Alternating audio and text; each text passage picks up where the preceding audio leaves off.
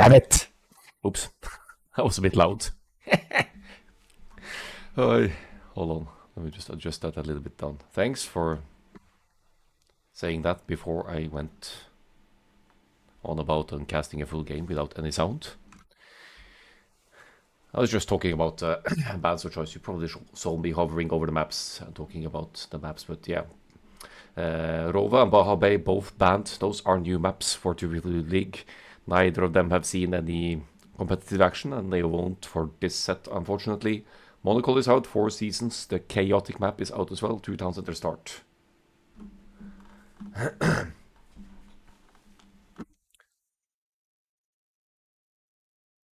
You ask real nicely, I might do another cast after this one, but not if the full set is like 3 hours. Why the hell did I put Division 5?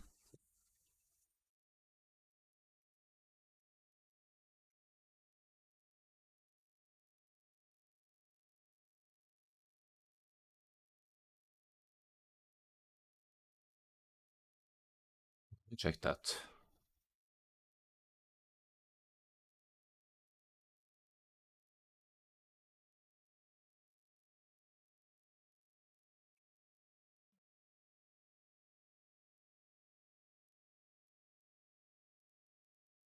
I haven't written Division 5 anywhere. Empty. Anyway, first map going to be Arena. And obviously a map that everyone knows from Ranked is well played. But we need some of the more regular maps as well. 2v2 went out of the way with a little bit too heavy on the lesser known maps, but we do have Socotra and Arena and Bedouins that's similar but not similar to African Clearing. I'm going to try to find a better balance for 3v3 League again, because I think it makes sense for preparation with 9 maps to have some more familiar ones, some favorites. Now to the Sibs. Arena comes up first. Bohemians, pretty much a given, isn't it? Though it would do well on other maps as well. Humans, I don't know if their Arena days are past. 2 TC Boom still strong. Why Bohemians? Strong close map, Civ.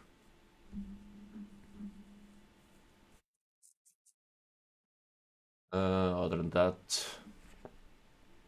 Italians comes to mind. Yeah, Cubans for Bedouins makes sense. That's right as well. Maybe that makes more sense than Arena in this case. Khmer seems reasonable as well. So I tagged the wrong info channel then, or what?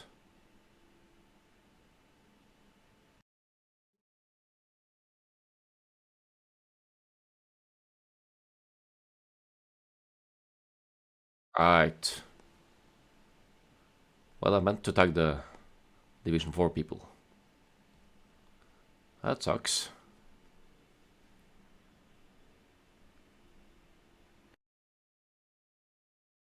I'm not sure if I can even cast that final because of the patches.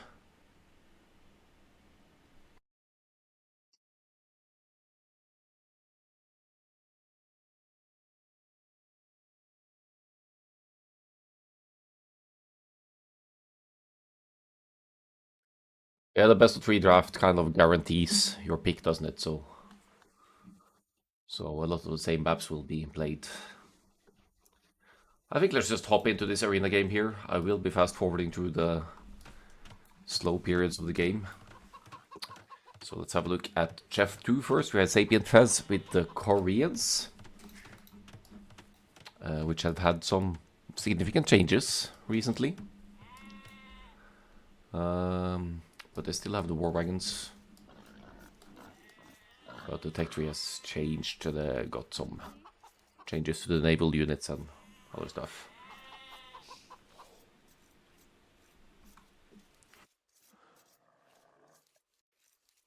Obsidians with the Cumans, so not saving Cumans for Bedouins here. Some issues, but they worked it out, that's good. Will you get away with a 2 TC Boom as Cumans on in a 2v2 setting though? I mean, it's more of a pocket play in the 3v3s and 4v4s, isn't it? I guess it all depends on how Sapient Fest plays the early game here. He has to be on the aggressive side if he's going to allow that human's economy to kick off and thrive from the 2TC. But of course you have other things you could do. You could go heavy fuel age with humans providing battering rams and your teammate providing infantry or even other kinds of units.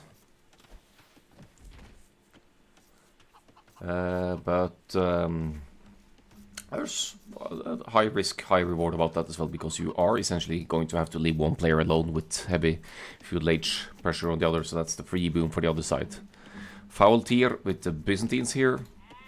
Cheaper Imperial Age makes for smooth transitions in that direction for the Byzantines. Very open tech tree as well, got all of the counters, you mostly at a discount for both camels and trash units. Should also be able to deal with Cuman's cavalry with the cheaper halberdiers on game. Or we might see a fast Imperial Age Monk Treb play for the Byzantines. What elo? 1500s? 1600s? I'd say. Finally, BN27 in the green playing as the Spanish. I mean, it's not the most common pick for Arena, is it? But you could claim map control with the Conquistadors. With an early Castle Age play, and if you get through, you could of course do lots of damage with the Conquistadors. But they're also easily converted by monks on a map like Arena, where you have an easier time getting to the Castle Age quickly. Very open tech tree for the Spanish. They also gain gold from blacksmith researches, or is it just the blacksmith, or is it all kinds? I don't even remember anymore. And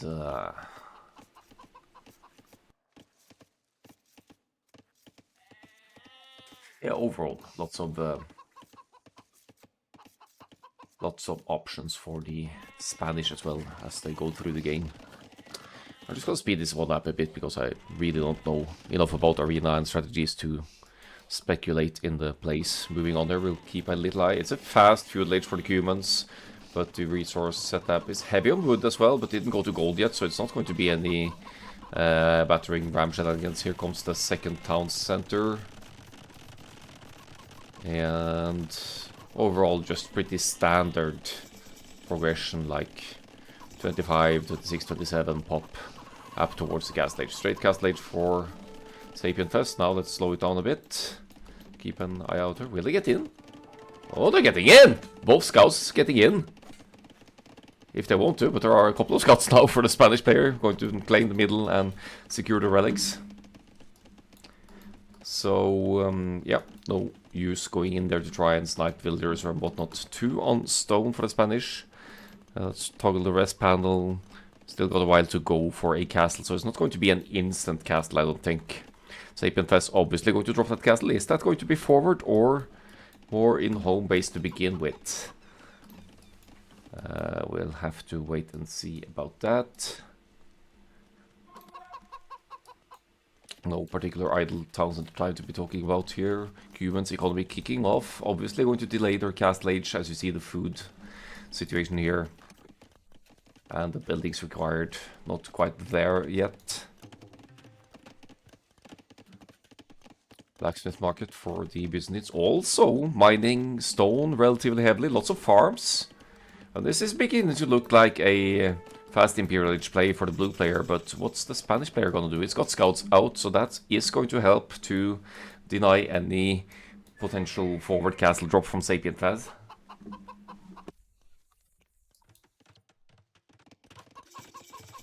Here comes the market for the humans. Could also sell the last 100 stone to speed up the Castle Age click if need be. Castle going down at home for Sapient Fest doesn't want to risk moving out with villagers knowing that there are 3 or 4 scouts out on the field.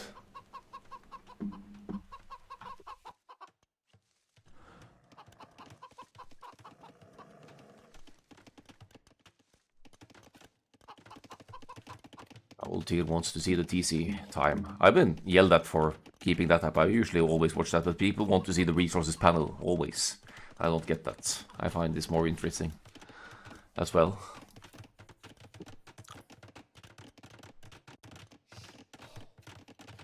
Defensive castle for the Byzantines.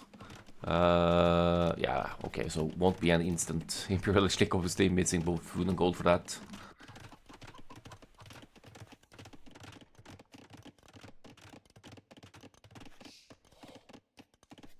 We'll look for res at the top too. Yeah, to some extent you can at these panels, that's true, but you don't see the stone and wood.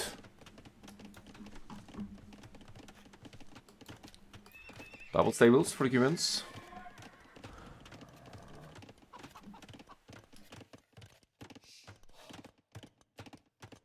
The arrows on the top.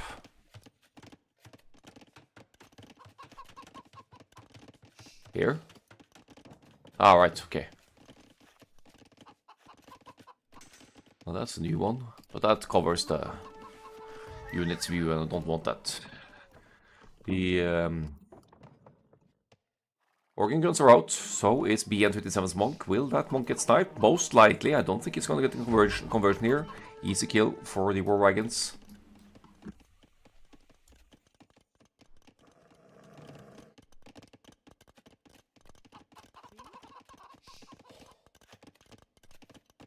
Seven on stone for the Spanish, so defensive castle probably gonna go up here. Yeah, somewhere around here. To keep any war wagons aggression out. Didn't succeed in getting any relics, I don't think.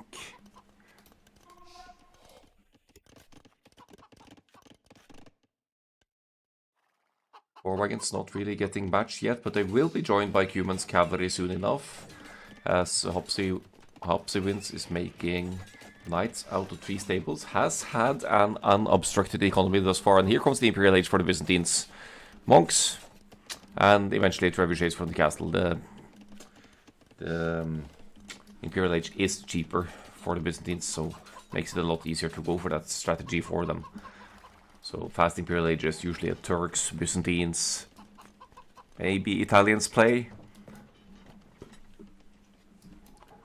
For the civilizations that has a good monk technology tree and can get out there. Okay, castle on the right-hand side. I'm not loving that because that still leaves this area vulnerable. Yes, you can wall it out with houses, but if Sapient Fest goes for a surprise opening with some a couple of petards here and takes the gate down, you might not have time to react and quick wall the aggression out, and then the castle is misplaced, so you could still idle the gold and hit the base from inside. And here are the petards. That's what I bought. So I bet BN27 is regretting the castle placement now, because the war wagons will still be able to get in. The knights will take down the houses more quickly as well. This castle can't really reach far out to this side. And this aggression also forces possibly Faultier to help out a bit, or he needs to do some serious damage to the Cumans. But the Cumans player, massive economic advantage now with 64 villagers total, should be able to hold off that vulnerable early Imperial Age aggression as well. One conversion. Let's see if the war wagons and knights can get in here.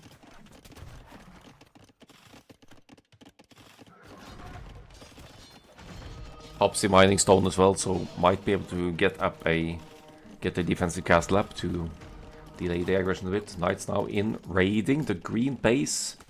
2 town centers working, yes, but that economy is going to diminish quickly for the Spanish with this kind of aggression. A couple of conquistadors out. Maybe they can clean up these few knights. 7 bonks out for Faultier, also getting the appropriate technology, block printing for range, illumination for quicker regeneration of the whatever it's called, what the monks need to convert units and buildings. Redemption was researched as well, so the Byzantine monks can also convert buildings. Here is a forward ram for Hopsy. Cumans get capped rams in the castle age, so that could be used to take down the one and only defensive castle of BN27 as well. So this is pretty strong pressure on the Spanish player. They also know that the Byzantine player went for the early Imperial Age, which leaves them very vulnerable economy-wise and military-wise in the early Imperial Age. And given that there are already 3 stables and a healthy food economy for Hopsy Winds, it shouldn't really be that hard for Hopsy Winds to pump out some light cab and clean up these forward armies of the Byzantines either, even if there are some monks.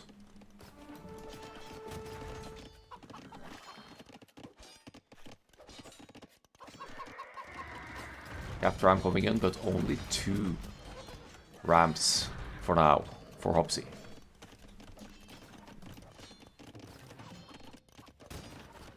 War wagons versus conquistadors. Conquistadors much higher damage output, so they should be doing okay here.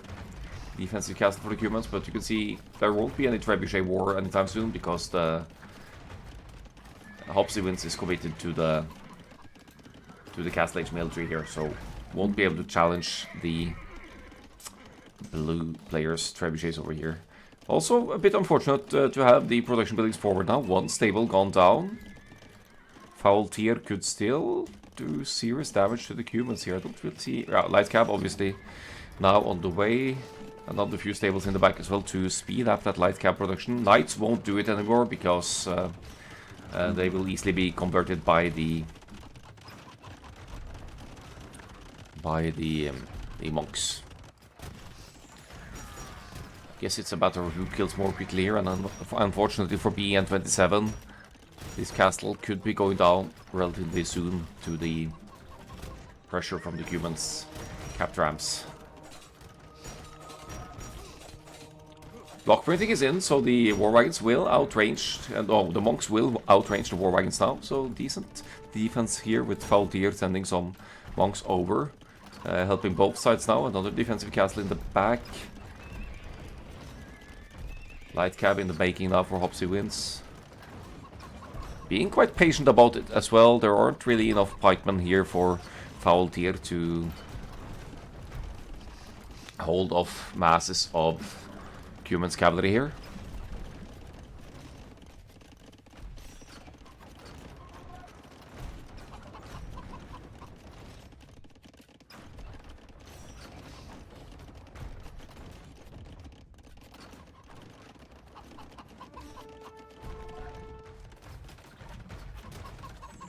Visitors moving out, still getting some kills in on the war wagons. Now re-walling as well, so good defense from Knobi Clan's side here.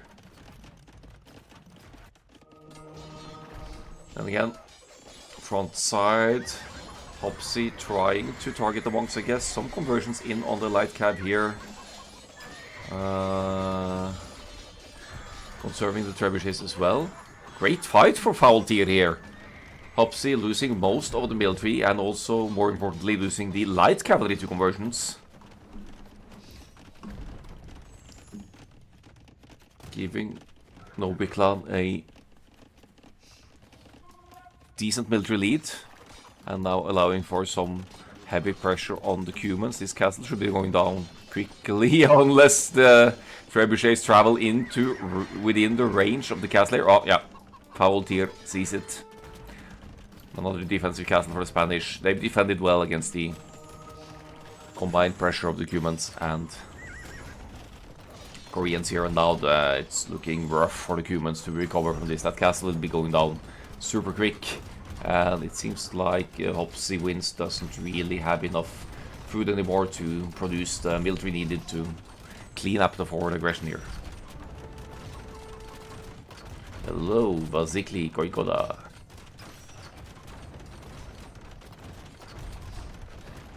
We can check the monster technologies here. Devotion not in, but we have Redemption, Sanctity, Block Printing, Illumination.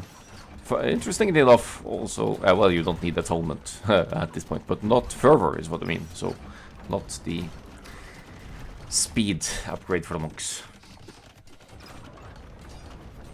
War wagons now in my base, says Foul Tier. It's hard to spot on the minimap. I guess they're broken with petards over here then.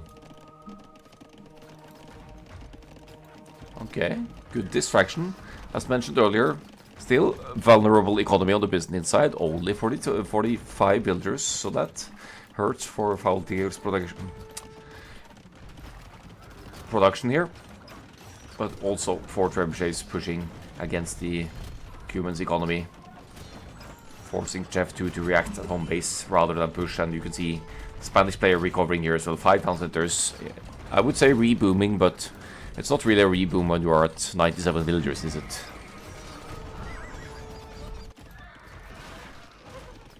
Yeah. Cleans up the war wagons. Still, very close in population, both in military and Chef 2 with the economic advantage after all.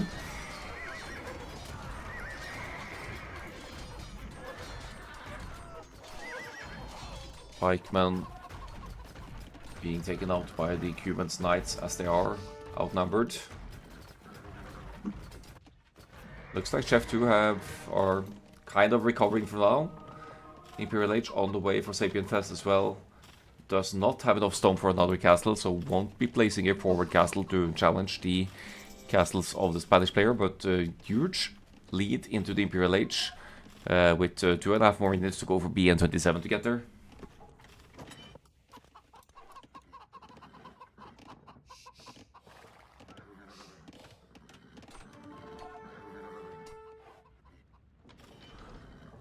Looks like we'll see a switch into Paladins maybe for the Spanish, or Hussars even for 8. I make a song request. Are you legally required to play it? Would be hard to play it now because my horn isn't in my house. It's in my studio in the city. It would depend on the song. There's lots of songs that don't work on the horn.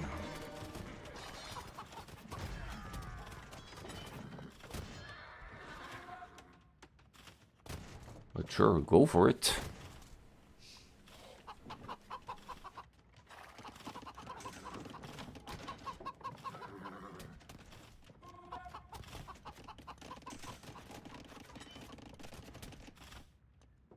Pretty much identical economy and military size for the yellow and green players.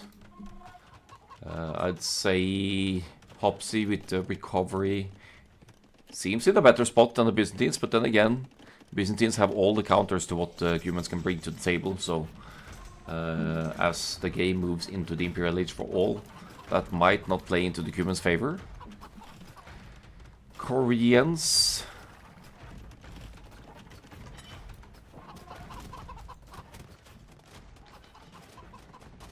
I would say before the recent changes they have a stronger late game siege and all that, but I'm not really keeping up with how it is currently. They might struggle more now than before in that regard, but they still get trebuchets. So if Sapien Fest gets another castle up, looks like it's right around the corner, could start thinking about breaking down the 2 defensive castles in the Spanish player's base. So it is light cavalry going to become hussars eventually, but also investing into the elite conquistador upgrade, since there are 19 conquistadors out and about here. Bombard cannons added. If you get some lucky shots in, you could weaken the conquistadors here, but you also don't want the light cab to get close enough to the bombard cannons to snipe them. No elite war wagon just yet.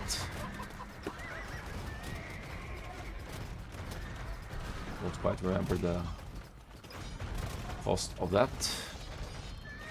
But it looks like a massive military advantage here, as Foul Tier isn't really providing any military support right now.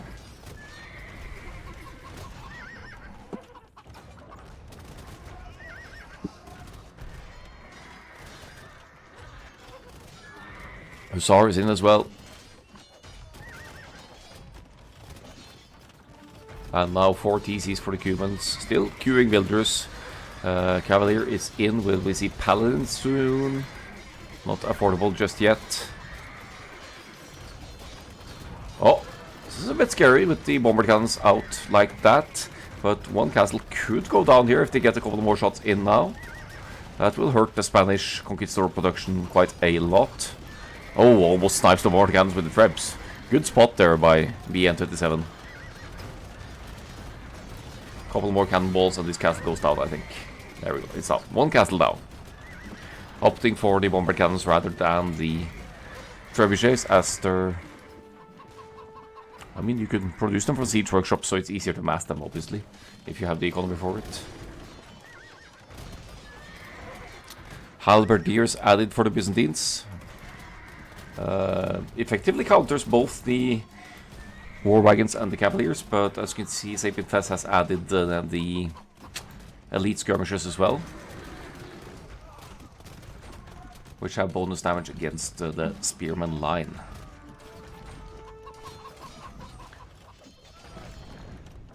Overall population well in favor of Jeff 2 right now, but they are not making enough damage to the core economy to hurt the production of the other team here.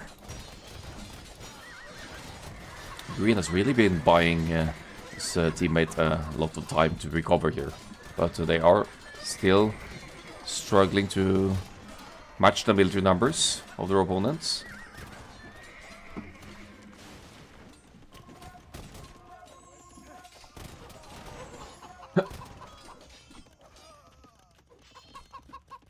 Paladin now coming in for the humans. Fully boom now. Going to stop at 140 villagers, most likely.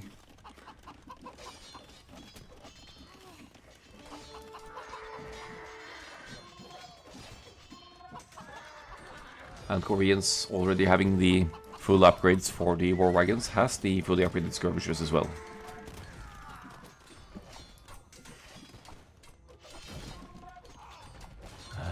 Foul Tear says I can speed up.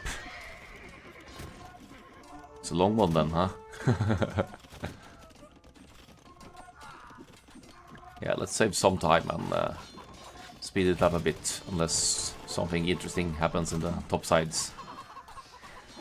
Slow but steady push from Jeff 2, keeping that lead that they've got. They could arguably have the map control with this pressure, so if they see a castle in the middle securing a potential trade route from top to bottom here, they have it running already, but they could also wall off in towards the castle here and make it a lot harder to actually raid the trade route. I mean, the Hussar and Paladin already teched for... Oh yeah, Byzantines Paladins actually. So yeah, the Spanish have access to Paladins as well. Forward Siege Workshop would surely help, Fez. Absolutely. But a Spanish player about to lose the second defensive castle now. And put another one in the back of the base. So slowly gaining ground here with Chef 2. Still committing to the elite conquistadors, but now only one castle to produce those. Hussars from the stables as well.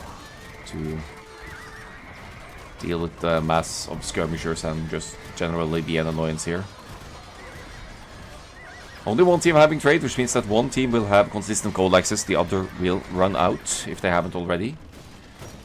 In fact, looks like BN is about to run out of gold here.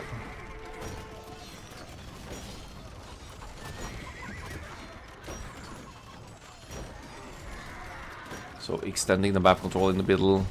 Spanish player adding defensive siege workshops for what? For bombard cannons as well.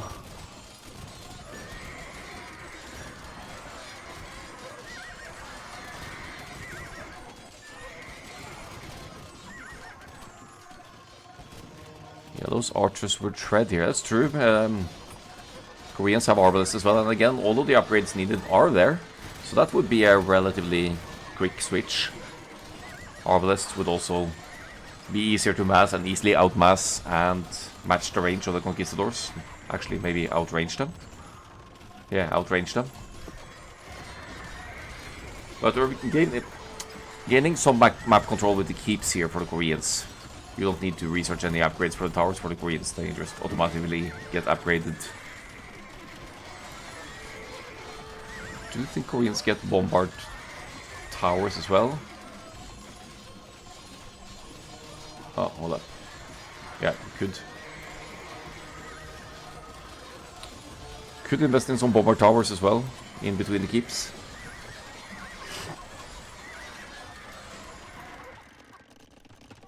Here come the walls to the middle. Fortified walls, no less, to further secure that trade route and gold income. Lots of gold in the bank for Sapient Fest now. Siege ram in for the humans, making quick work of the buildings.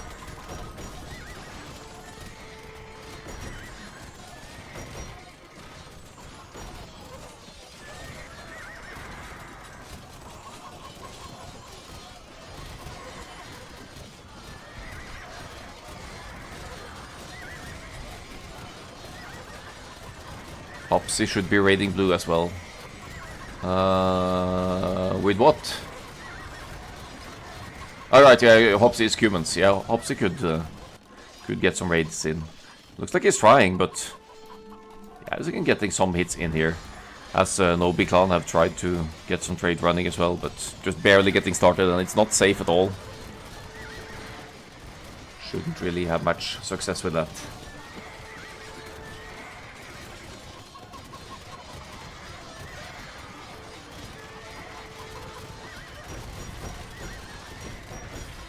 Pushing back a little bit for green here. Bomber towers for the Spanish. Within range of the castle, I don't think I've seen that before. Might actually take out the castle with a bomber tower here. That's that's funny. Is it Supremacy Villagers? Supremacy is taking out the castle with bomber tower and villagers. Brilliant.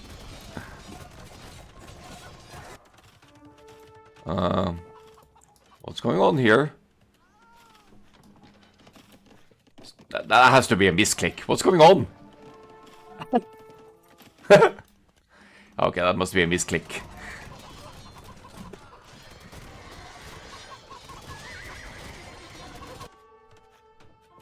Yellow is flaring it though. Wondering what the heck the villagers are doing here. I don't think this is the time to sneak villagers unless you can find your way all the way all to the back and place a couple of stables and actually raid the trade route.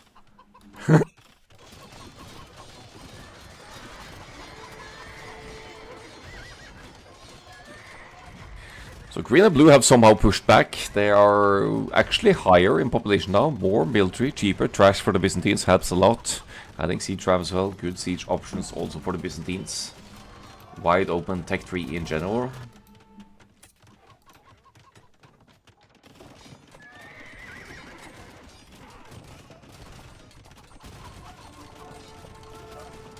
I'll get some halberdiers inside of the base of Sapient Fest. Won't really be doing too much, I think. As there comes a train of siege rams loaded with halberdiers.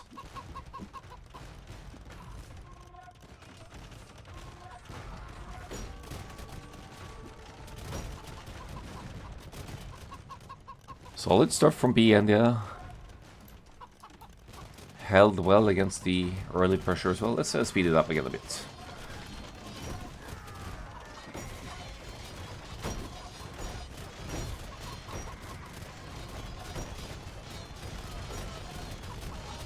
More bomber towers going up, actually for both sides here.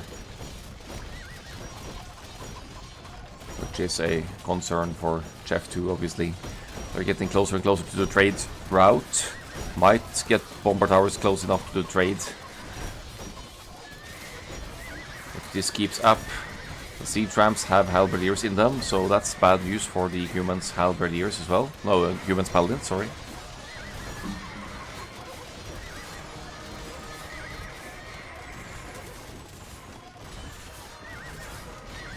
Rocket carts added. I haven't seen them in action. I've been playing very little since the last year, really.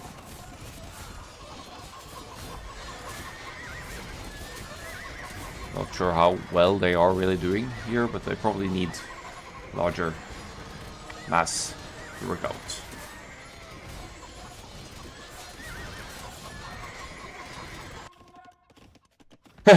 One of the sneak builders managed to get the tower up topside.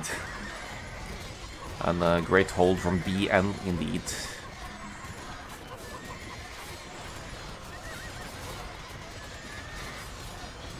Waiting for 5k score leads. Maybe. But to be fair, they had great momentum not too long ago, Andy. The red and yellow team, so... Just some decisions not going their way.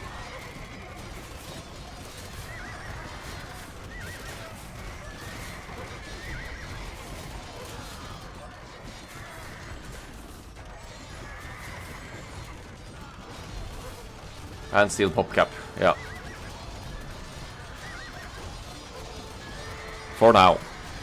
Military population is a concern though. It's almost 3 times the military size for Knobi Clan, so that could shake things up quickly. Again, the bomber towers taking out castles. Oh, that's funny. Resources should be fine still, for now. Bit of a gold struggle for Hopsy, but Fez could sling him if that's needed.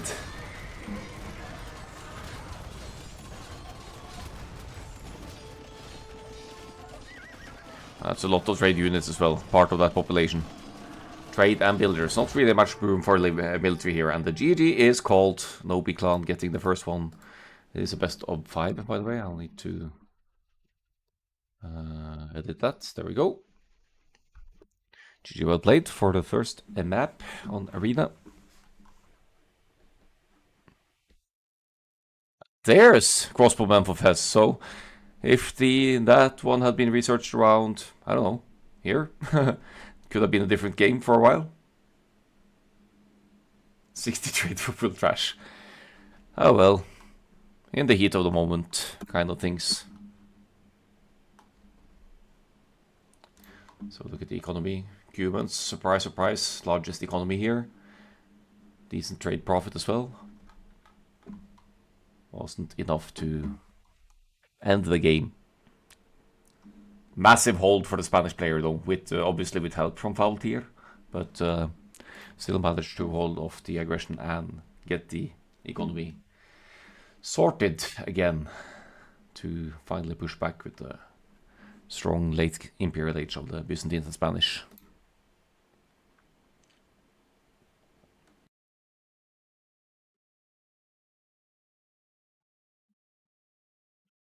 Right.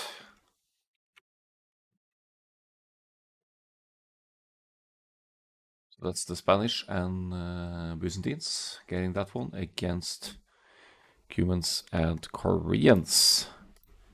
Arena, check. So we'll likely be going to one of these home maps next. Bedouins being the first of the 2 picks. So let's just work on the assumption that Bedouins is the next one here.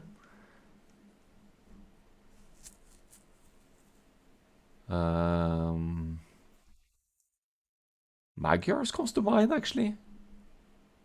Or Georgians, both good cavalry civilizations. Inca with the starting llama as well, a little boost there. There was no home maps this set, fair enough. Persians always a strong nomad civilization. Mongols.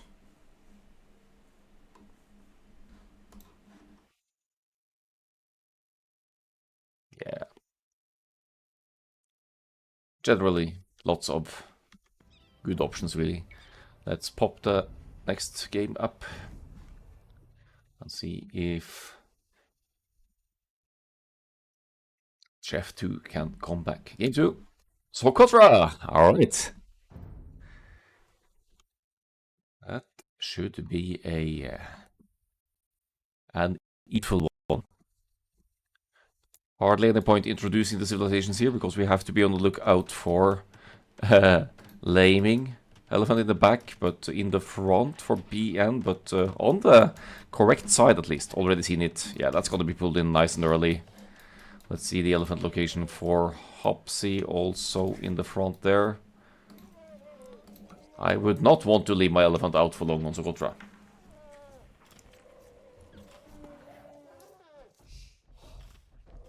And Fez wanted Baja Bay over Socotra, but looks of it. Using the cart to scout a little bit here as well. All elephants. Well, this one should be safe almost anyway, especially when you have it scouted.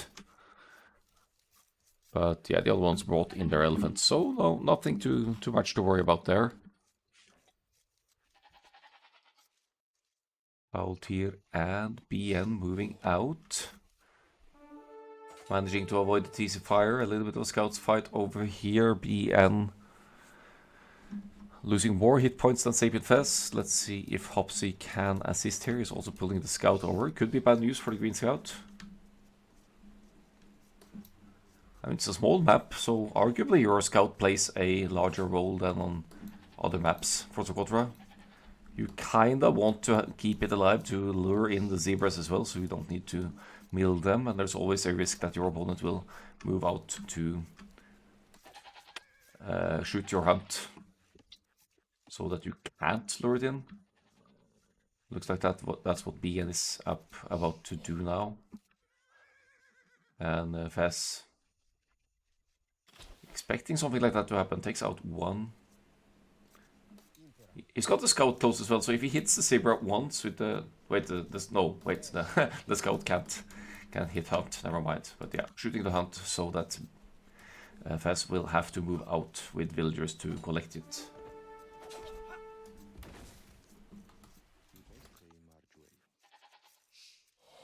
Coming forward to kill Georgian hunt is a choice. Oh well, maybe you wanted the mule cart near the woodline instead, huh? Now you can't do that. But more realistically, it's more of an old habits kind of thing.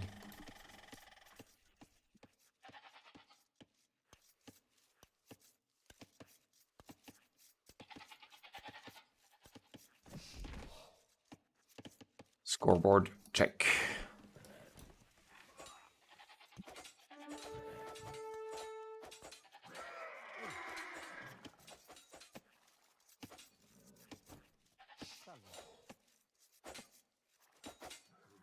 Well, could be one villager down for green. Very much a forward villager. Really not worth it just for one zebra.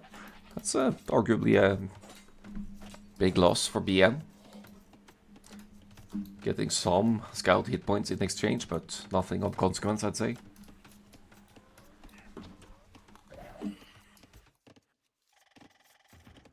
Barracks for the Mongols. Both buildings to click up to feudal age at the ready. Just gonna do a quick check, see if any gold was collected. Not really. No loom yet, either. But doesn't strike me as an... Oh, another forward villager. Doesn't strike me as any...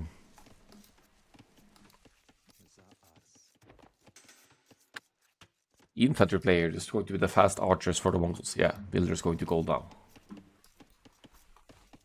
Risky with no loom for the villagers, but a smooth 18 population feudal age.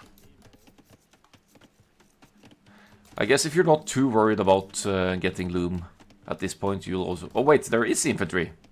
So it is going to be the men-at-arms into archers. I'm almost a bit surprised at the timing that actually worked out. But yeah, should be able to afford men-at-arms immediately at the expense of loom, potentially. Now we're good. We're gonna afford the men-at-arms as well. Mongols collect hunt 40% faster, or whatever the percentage is now. Makes it easier to... I feel like, honestly, with that kind of speedy build for Valtyr, why not just go straight archers? Men-at-arms towers obviously strong as well. But if you can go up that quickly, the added strength of ranged unit, mobile ranged units, it just feels like that would be even more impactful.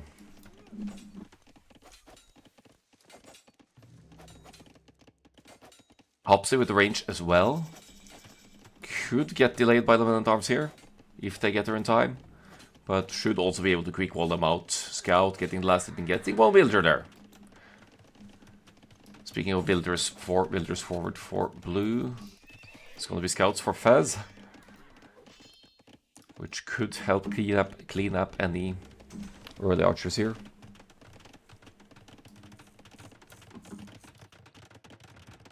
And the berries are off the menu. Hopsy getting 100 food, 100 gold as the Ethiopians, but once that runs out, food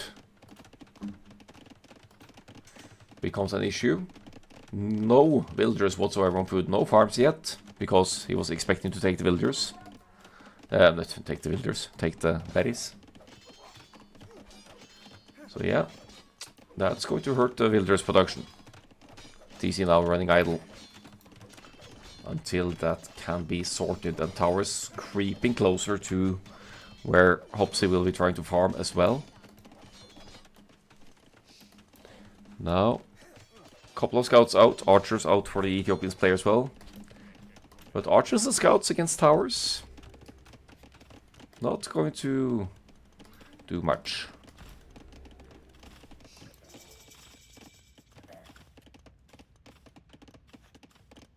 Suppose at this point,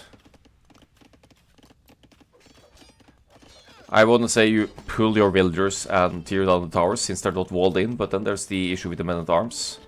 So they kind of need to be cleaned up first before you try and actually invest most of your economy into taking out the towers. Or you'll just stay patient and try to mass up enough military to disallow any further towers expansion from Faultir. BN walling the left hand side here, also got some men-at-arms working. We haven't really spoken about the units of choice here, but it's the Romans for BN.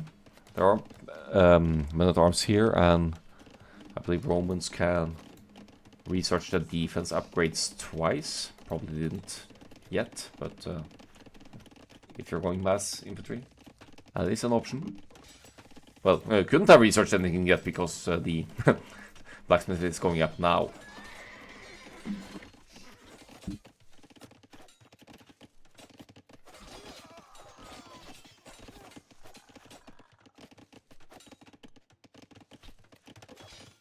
Well, the tower going up topside also kind of hurting the archers' production. While Fez and Hopsy move forward to try and find some damage on the still open green base, since Faultir is essentially full walled.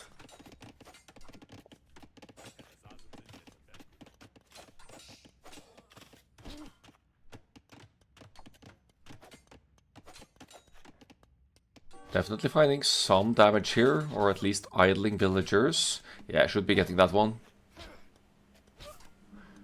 Fletching is in. Men-at-arms chasing. Scouts gonna go down, but also the men-at-arms. Think that's 3 scouts for 4 men-at-arms, so good trade for Chef 2 here.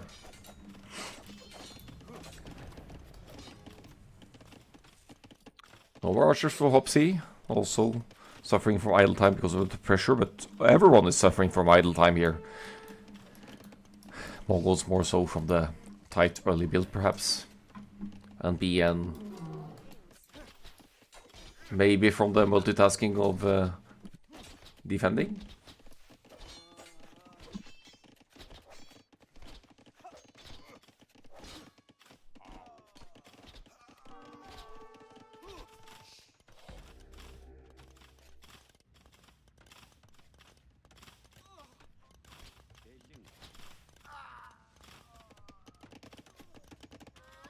How many builds did you lose?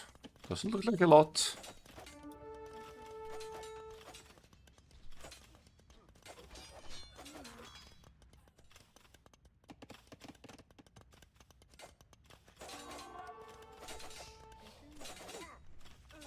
Now where's Faultir going? He's going to try and get some hits in on Sapien Fest now. Okay, here we go with the villagers to take down the towers. Just clean it up, free up the resources. Probably not going to take the food, but will need the gold obviously as well. It's a huge commitment to your economy, but you'll be rid of the forward aggression and can focus on... Ooh! Can focus on re-establishing your economy. I don't know what Hopsy was up to here, but she's okay for now. 12 villagers. How many villagers does it take to change a light bulb? Or rather, to punch down a tower?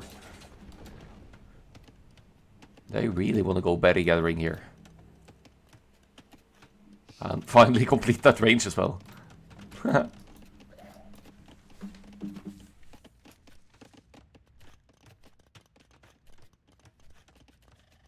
Still committing to the infantry for the Romance player. +2 defense as well, which would suggest that the upgrade has been researched twice for the Romance player. Can't really see that in capture rate, but can see it in the stats. Which means they'll hold off better against the feudal age archers.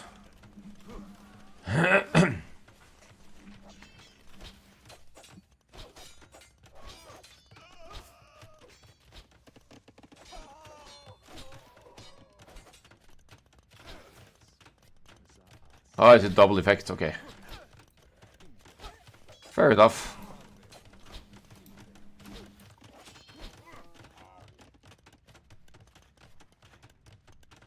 That makes more sense. Fewer resources committed. Oh, that's an ambitious wall of attempt. Oh, isn't it a bit too early for the team walls and trade? I don't think this is for trade just yet, but it's going to try and... I mean, to be fair, they have a massive military lead here, so if they will succeed in closing off the map like this, they should be in a good spot.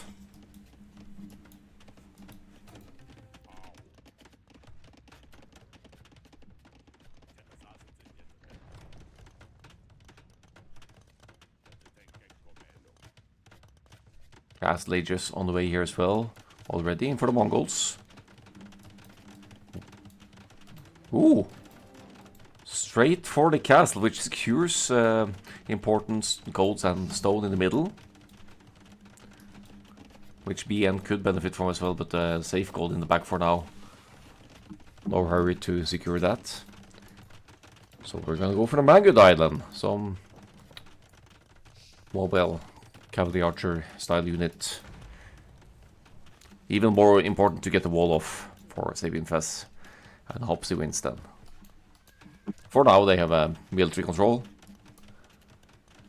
But it's going to be a while until Hopsy can get the crossbow bodkin upgrade. Once he does, if he can conserve the archer numbers, of course it's going to be easy to hold off small amounts of Mangudai.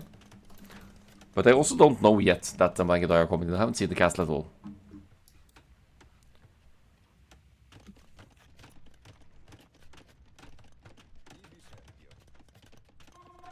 Could have denied the castle, yes. But expecting step lancers, and that's what I thought as well with that castle time.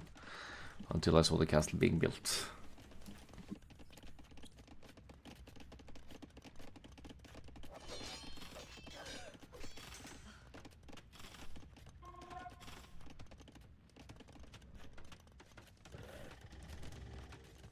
Scorpions for the Romans. So Kotra, a rather small map. So you could make good use of scorpions, and they've been buffed, benefiting from ballistics and whatnot as well.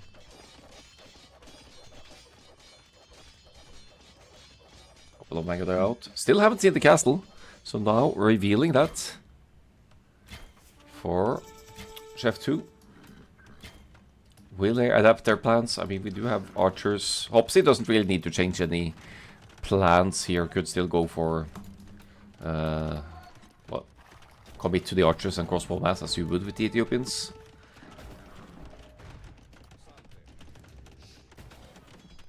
But the scorpions might be a concern still. If they reach a dangerous mass. Taking the hill with the crossbows. Yeah, getting some hits in here. No ballistics yet. Probably doesn't have the university. We'll have to commit to military numbers first.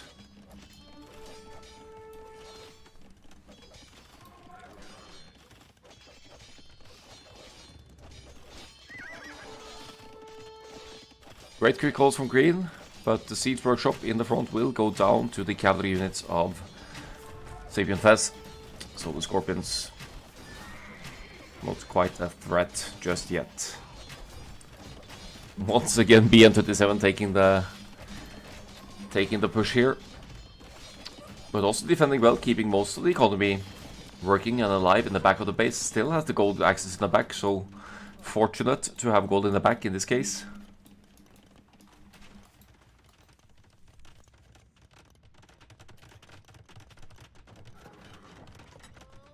Lion, Bangoda and counting, ballistics and bloodlines coming in as well, so growing increasingly stronger as the numbers and upgrades are ticking in. +2 defense helps for Fez here, but always going to be the issue with the speed and the hit and run potential of the ranged unit that is the Bangodai.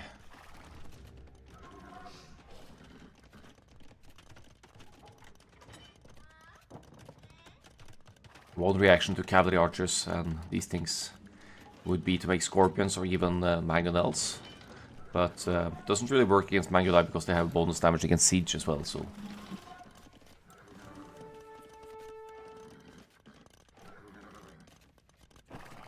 all my job is now to kill siege and allow Hopsi to dominate, says Sapient Fez. Makes a good point because you don't want Romans to get to the mass scorpions. We're not going to see any dangerous Mongol siege yet. That's in the Imperial Age. That's when that's getting dangerous. Quick stone walls in the back here. Shoot! No! No! Doesn't get the walls up in time. Good raids now on the right-hand side. Foul tier caught off guard here. Will be losing quite some villagers to the raids. Crossbow count 30-ish here. Well, 25 in the front. Good RB coordination here from Knobi Clan, no, from Jeff 2. But also a bit of a concern because if Foul Tier managed to get this bit of wall up, then the huge bit of the army of Jeff 2 are trapped. Obviously they're getting great value here, but green stays untouched for a moment and will be able to provide a lot more military soon as well.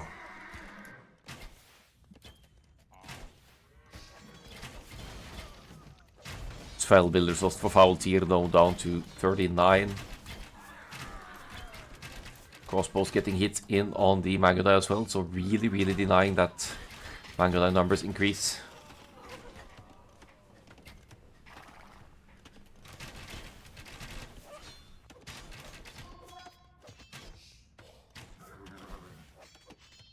Right, and now how's the resource situation here? Completely off wood for Foul Tier. That means that we won't be seeing any more Mangodai either after this one, unless the wood can be reclaimed. Maybe could consider trying to move over to. I could actually temporarily take the wood in the middle, perhaps.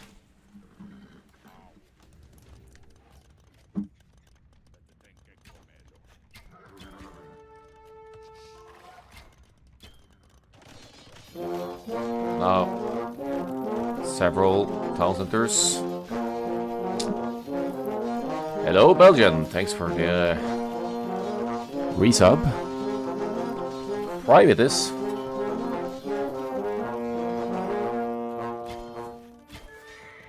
Hi. Hello. Mangonel defense for Foul Tier. Scorpions also chasing the crossbows now. Could do some serious damage to the crossbow mass. No cavalry around. They're over here, so this is not great news for Hopsi. Is this a comeback for Knobi Clan again?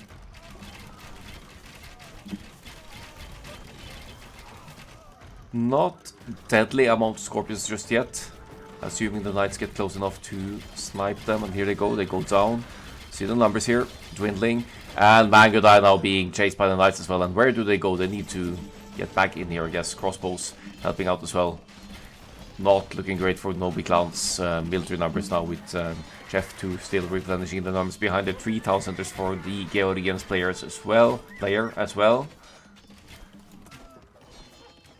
Great aggression for Chef 2, even with some crossbow losses to the siege of the green player. The GG is called.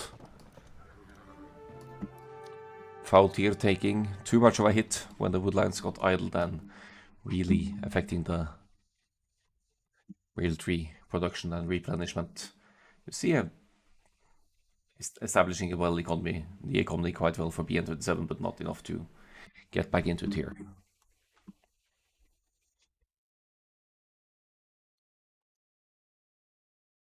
$60-35 KD for the cavalry player, same for Hopsy with the ranged units as well. I took out lots of villagers. Sapien Fest didn't lose a single villager the whole game either, so sign of good defense, obviously. Economy is somewhat comparable. I guess Faultier falling behind because of the raids on the woodline and the back of the base.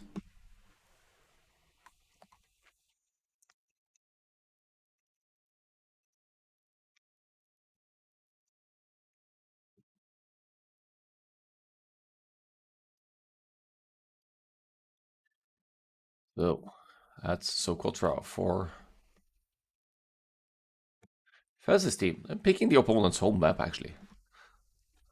Could have said that earlier. So Mongols and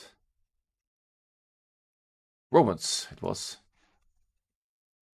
Losing to Georgians and Ethiopians. Will this bring us to Pogdex? Probably not, because they've already lost one home map. So maybe they want to rob Fez's team of a home map. Let's not think too much about that. Just dive into the next one. Third game coming up.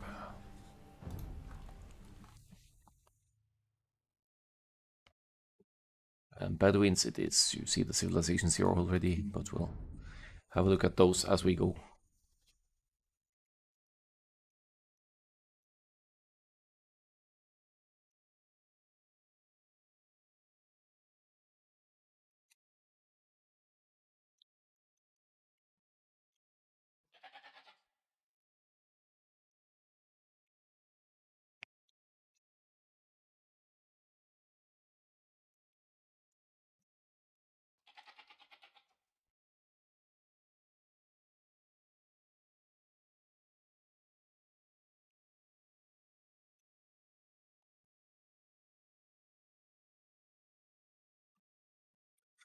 Ooh, town center placement. We're going to have another kind of a Socotra repeat in the middle here.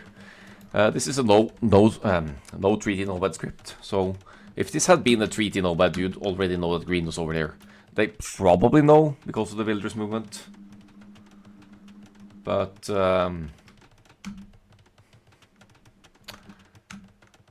if they haven't, it's only going to be a matter of time until they realize it. Bedouin's different from African clearing because there's more wood in the middle near the ponds. There's more shorefish as well. Let's have a look at the resources. Lots of food on about 222k food to be collected. Fez says he got baited. Lost sheep in the north. Thought there were town centers there. So red flares. Probably just wants to... Okay, they want to split the sheep among them maybe for scouting.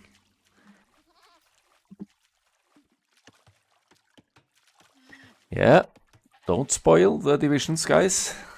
That's my bad for having push notifications up for Discord, though. I did see the result of Division 8.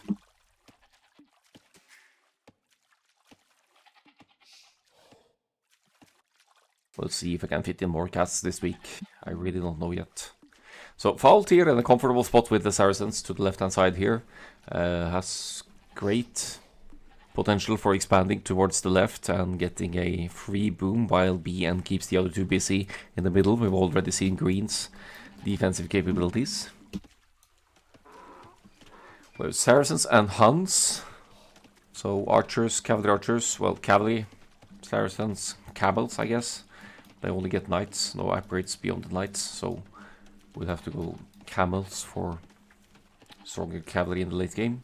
Bohemians, Magyars for Hopsy and Fez, which means the Magyars will be playing the scouts into Knights or Paladin, or maybe more likely for a map like this, the cavalry archers.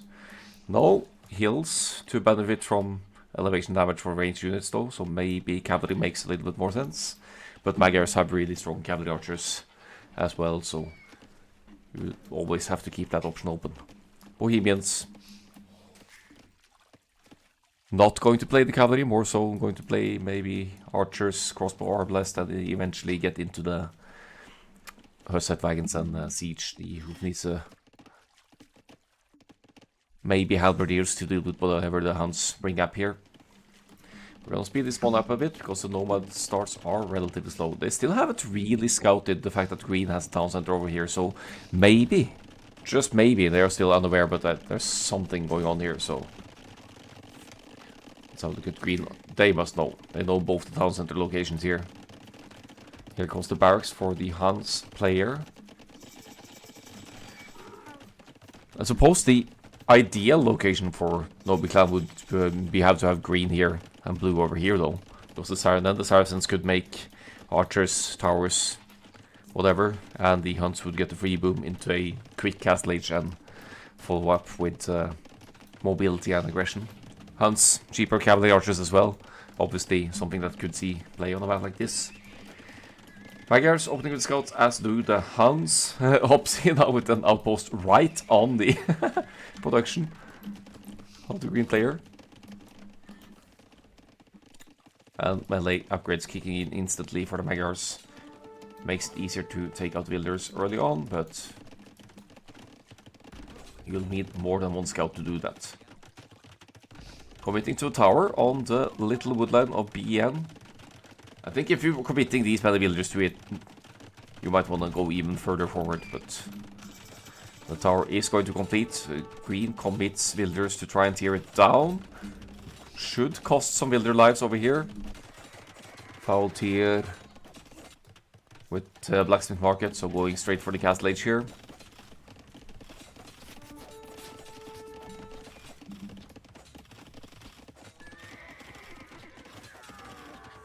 Well, you won't be going FC wagons when Koreans have already been used, Fez, huh? Unless you mean Hussite wagons. And of course you do. But we have a Socotra-esque style of playing here. The economy getting idled a lot for both players. You can see the worker efficiency here for red and green. Not sure who is losing the most from this. Does look a bit more balanced for Hopsy, to be fair. Couple of spearmen added, but not overcommitting here. Fez with some archers as well. Adding more ranged units to the mix here. But BN with the defensive tower and the town center, everything is in the middle here. It's hard to get more damage in on the overall economy here. And it's like this. You have bullied green indeed, but the first game he really got to show his defensive potential and come back. And this does leave Foul Tier completely untouched into the castle age.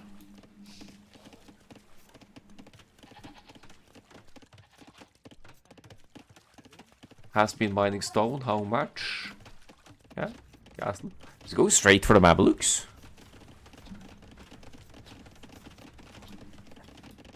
To be fair, Mamluks would shred any feudal age units, since they're both committed to an extended feudal age here.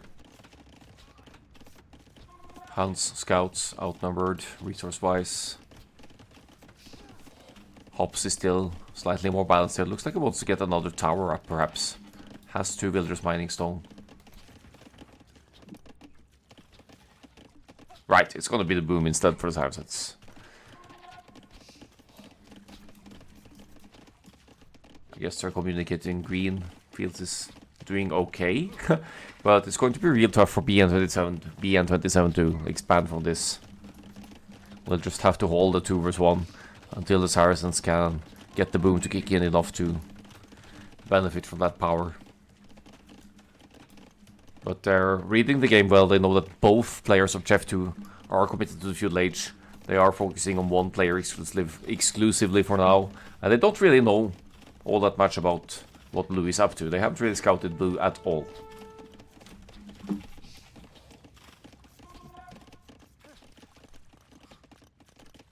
Why is Blue booming? Because he can.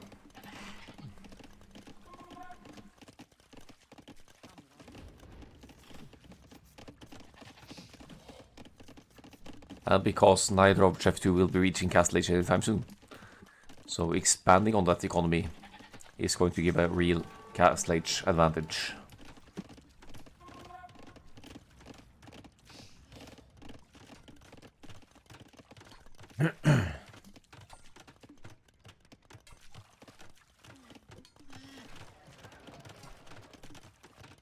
Hopsy now only missing the food for the next stage. He's quite committed to the fish income, but you still need to research Castle Age. Takes 2.5 minutes to get there. Now comes the castle. Strategically placed in the middle of all the town sectors. I guess a smart move of green to commit some builders to the left to secure gold access as well, but wood access is still going to be an issue for BN. No builders on wood.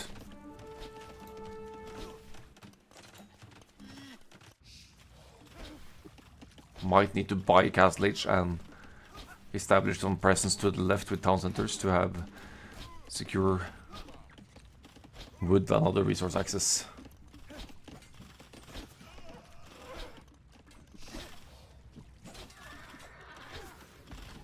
Yeah, we'll have to see about that empty explorer. There are several options. I think Castle Age aggression for sure would have made sense as well against 2 players. Heavily committed to the feudal age now. 2.5 minutes and they'll be going to the Castle Age. And green is set back a lot, but also isn't dead per se.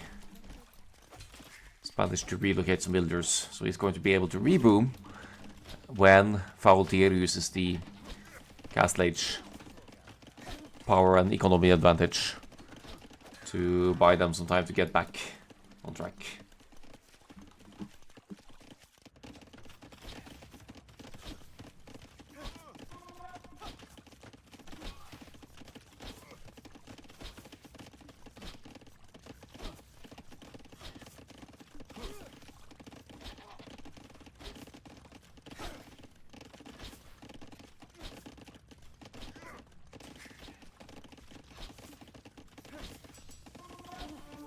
Just firing away at a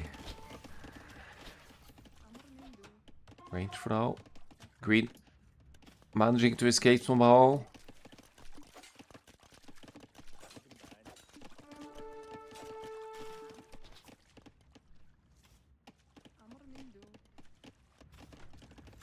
What do you do at this point? Do you delete the TC and rebuild it? Or do you work your way to the Castle Age and then rebuilding? What the hell have you been doing, Hopsy? Well, you probably lost them in the Towers War, didn't you?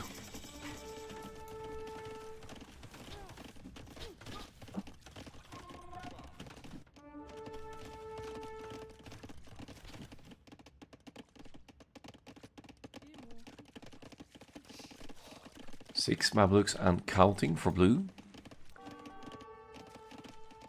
Not many Castle Age upgrades yet for Jeff 2, but crossbow bodkin coming in.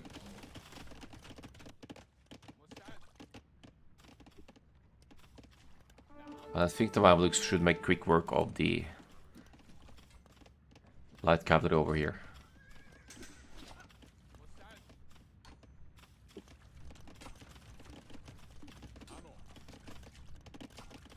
Crossbow's probably one of the better options to deal with Mamluks, which is an overall strong unit. You obviously can't make infantry against them because they will shred infantry with their ranged melee attack. Look at will count. Yes, that's why we're booming. More than 20 villagers lead for Knobi Clan. And green, somehow, at a similar villager count as Fez, but Feudal Age takes 7 villagers time to research, so there's that.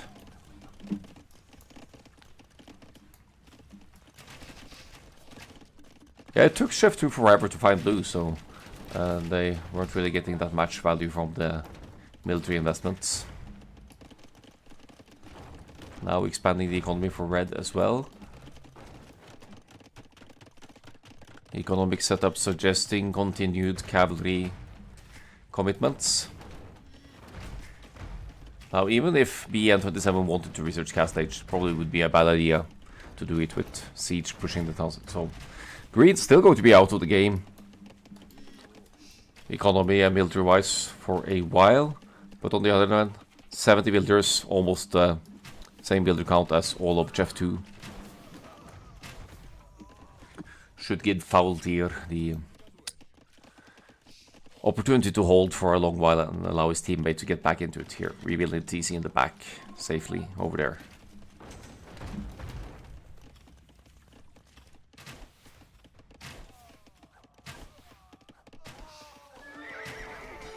Mamluks cleaning up. Crossbows and light cav here. Suddenly Chef 2 losing some military numbers here.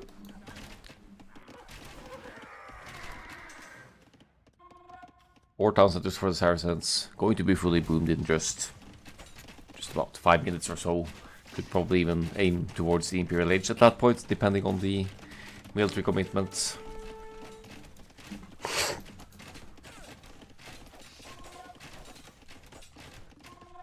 Yeah, plenty of food to queue villagers from here.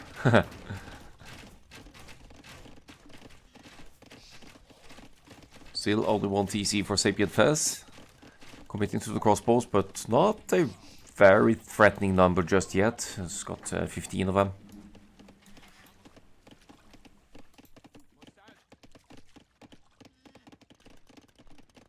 Mamluks numbers slowly increasing. Should be able to afford another castle soon as well. That should be more aggressive, maybe somewhere around here, if you have the military to support it. Bad news for the Magyar's Knights, getting dangerously close to the Mamluks over here, but they're fine for now.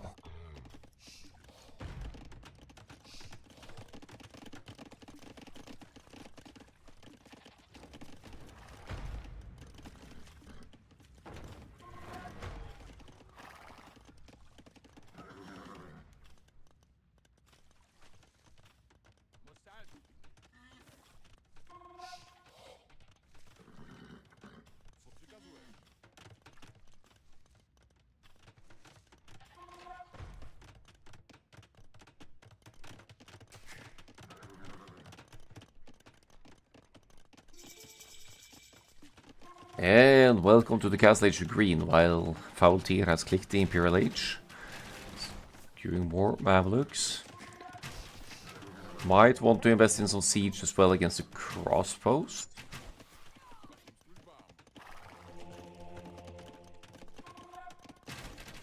And main focus now for Green to get a reboom going and try to catch up in the economy.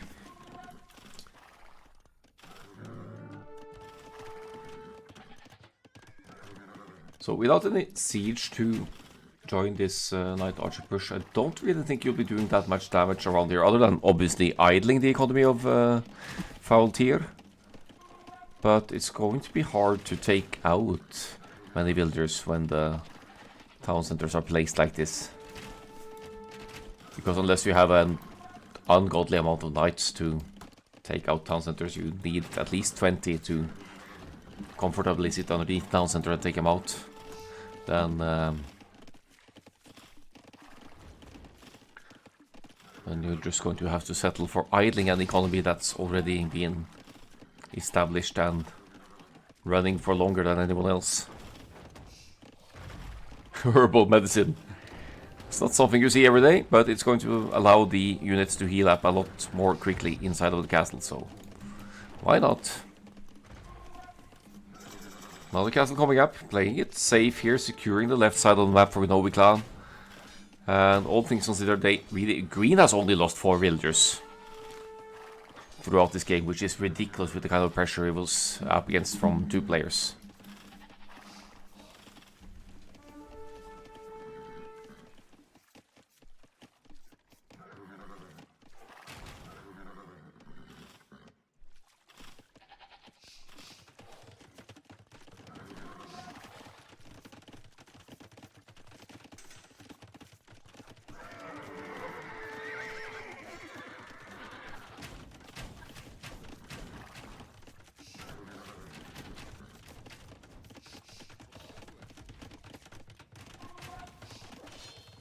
Oh, getting some villager kills after all, but now knights away from the crossbows. This should be a good fight for the Mamelukes, I think. Going to clean up a lot of crossbows here. They absolutely shred here. But to be fair, they have the Imperial Age armor as well, which I guess that applies. The cavalry armor applies to Mamelukes. They are a camel kind of unit. So yeah, they stand up well, even against crossbow fire.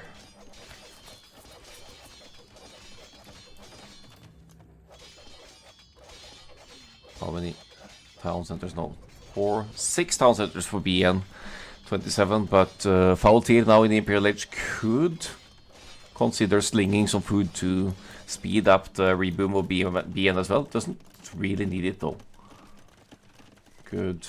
Back row here, 45 villagers on food for BN, 160 villagers to 152, so the villager count evening out. Chef 2 with more military, but 1 player in the Imperial Age here, and Elite Mameluke now in as well. So, well ahead in the overall upgrades for Faultier.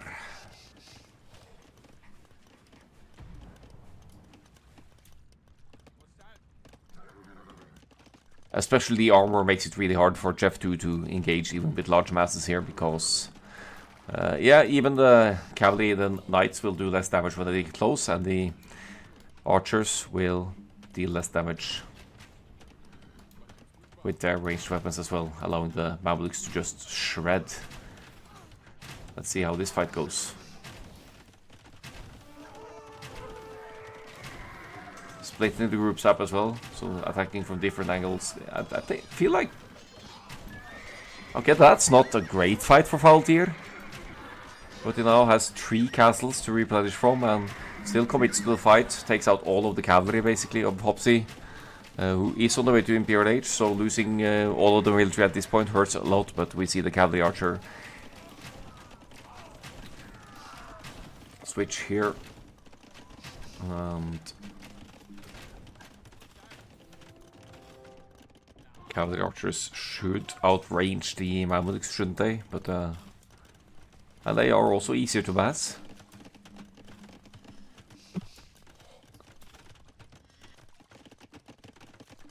Certainly makes more sense than committing to Light Cavalier Paladin at this point, with the Mamelukes mass already at the number they're at.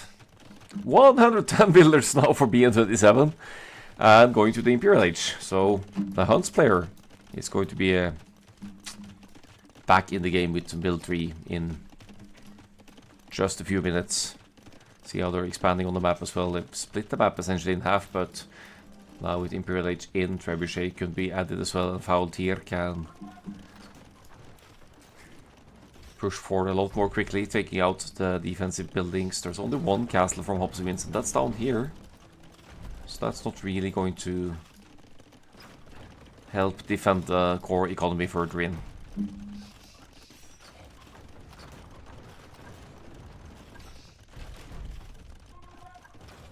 You see all these upgrades here, ballistics. It's going to be the cavalry archers for the Huns as well.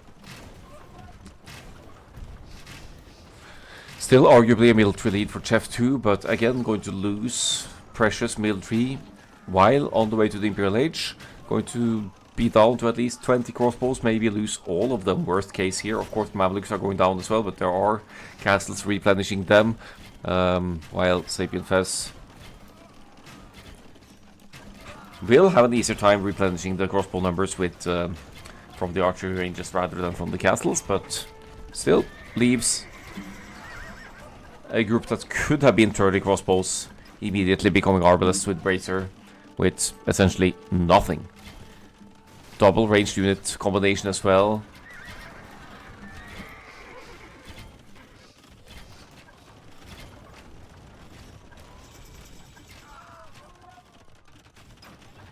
Crossbows and cavalry archers.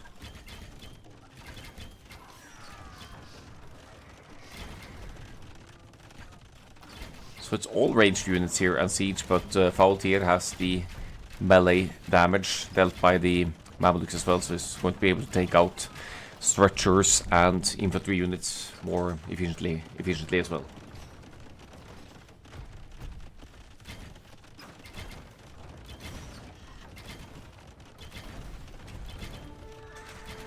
Yeah, some players are like that. If they can hold off and defend for long enough and use their Imperial Age strengths, they'll just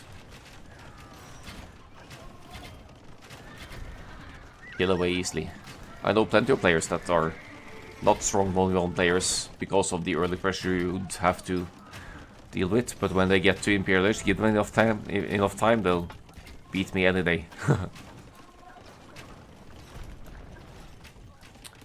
Green should be going Tarkin. Yeah, he should actually against the double-ranged approach of Jeff 2, cavalry archers and crossbows. Tarkans would be able to tank anything. But it's also easier to mass the cavalry archers, right? And your Huns are cheaper. You could add Hussars as well to serve the purpose of the Tarkans for tanking fire. And with the Huns stable bonus, they are being produced 20% faster as well.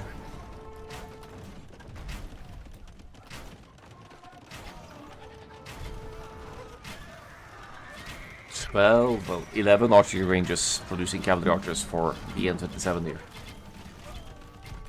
So that mass is increasing rapidly, and heavy cav archer also researched. Bracer is in, Huns only missing the last armor, probably because of their faster production of this unit. Magyar's cavalry archers are stronger, because they have recurve bow, the unique tech as well. But map control wise, Knobi Clan in a great spot here.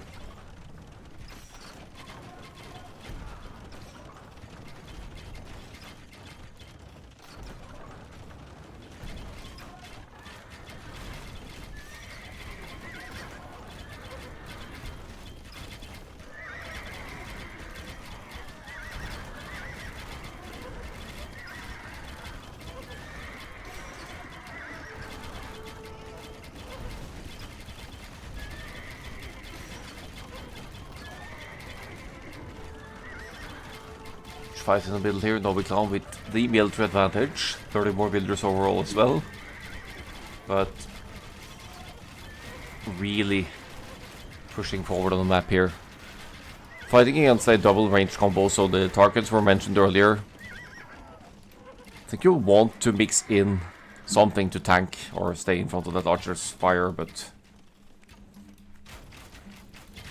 as long as you have the military and production advantage like this with the numbers, you're still going to be able to push.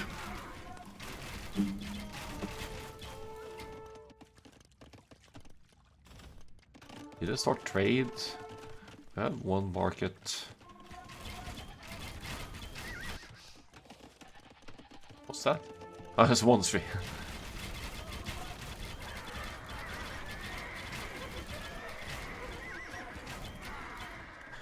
Another fight, heavily favoring Knobi Clan in the middle here. They had the hit points advantage. Staying close together with their cavalry archers and Mamluks. Expensive combo, but I don't think they're struggling with the economy in any way. both teams still plenty gold access.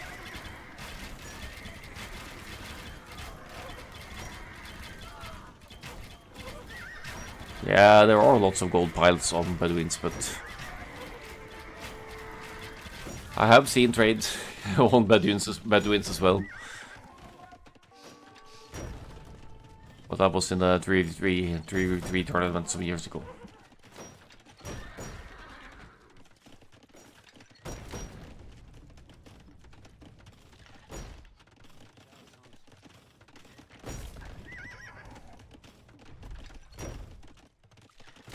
Knobi Clan still with the population advantage, taking some time to regroup and remass the military now.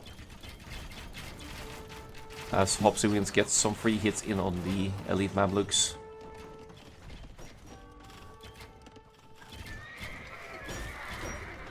Siege rams added by the Huns as well. Another unit that can easily tank range fire, stay in front. Ooh, Mamluks going down for nothing here. Good engagement by Chef 2. Evening out the military numbers. Staying in the game over here, but meanwhile BN also finding the time and opportunity to raid in the south side of the map.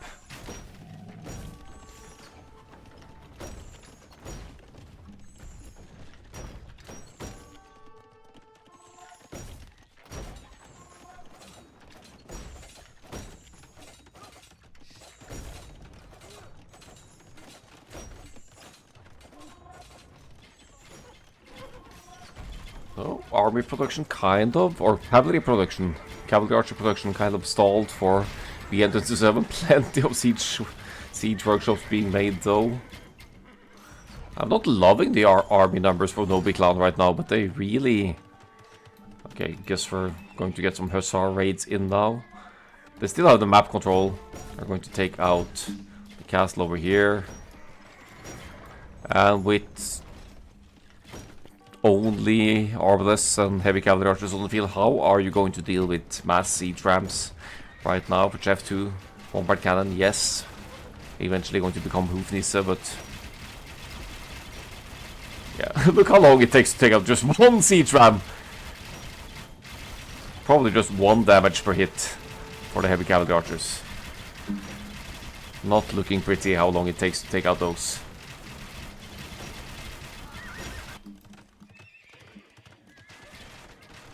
Yeah, Hussars in the making. Didn't get to the Hussar upgrade just yet, but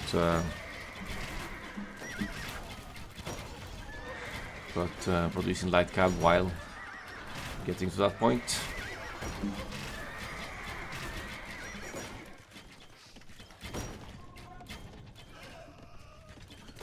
There's just nothing to deal with the siege ramps. That's my concern here. They're going to take out so much of the production and defensive buildings potential for Chef 2, so even if they still have military on the field and more military than Knobi Clan, they need something to clean up these siege ramps.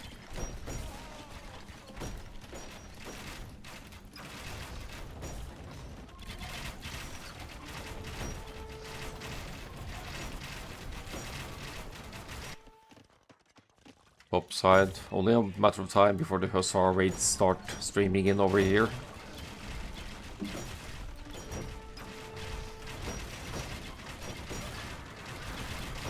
Yeah, I don't know why it doesn't keep the scoreboard. A bit annoying. It usually recognizes the teams and updates the scoreboard.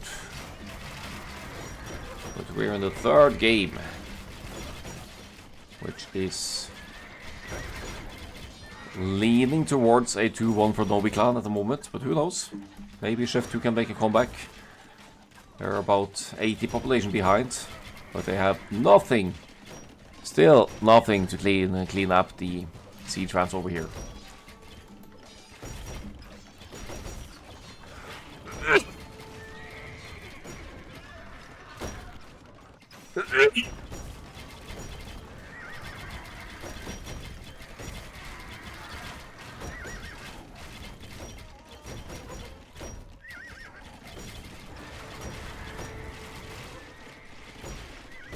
It's interesting to see how much damage more or less unsupported siege ramps can do when you don't have any melee units to deal with them. And obviously there's military pressure in the middle to attend to as well.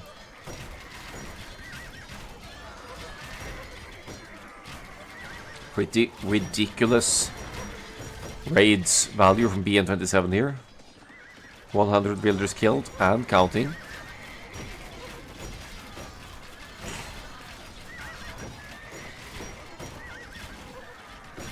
$7K score difference as well, if anyone's looking at that, but yeah, resources even running low as well.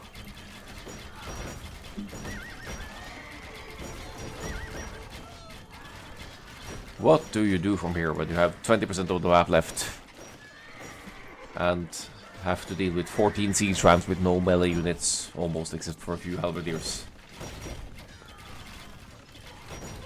Don't really see a win condition here for Magyar's Bohemians combination. And there it is. Knobi Clan with the 2-1.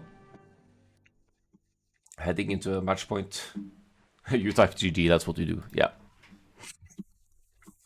Good effort. Too little value from the early Feudal Age commitment from Chef 2. That's what cost them the game, I think. Saracens left alone. Opting to boom, but even with Castle Age aggression, I think this could also go somewhere. Could lead to the same result. If you commit to a double Feudal Age push, you need to do plenty damage. I'm going to be very quiet the next game, says Faltier. Hey, no spoilers. No spoilers.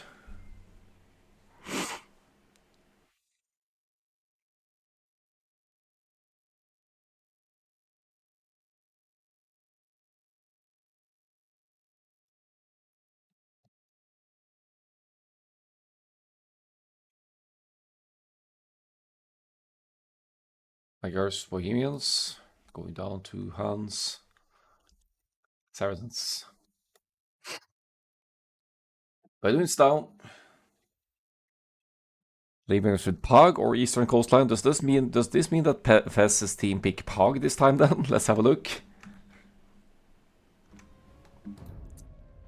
They did do Alonso Godfrey, but it only makes sense that a chaotic map like Pog would be working well for them. Game 4. Okay, it's Eastern Coastline. So.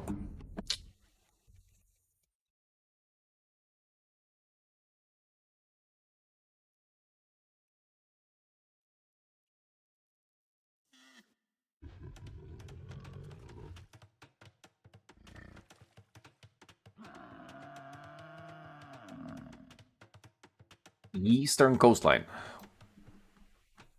Yellow and green spawning on the islands. Red and blue spawning on the mainland. So this is a game that, by design, starts against the 1v1, but once you establish enough of an advantage on either side, either win water or win land, then you commit to ending the game together. So usually I've seen this map a few times by now, and once water has been won by one side, you'll see them expanding to land and capitalizing on that 2v1 situation. Oh, they renamed it for cartographers? No? What are they calling it for cartographers?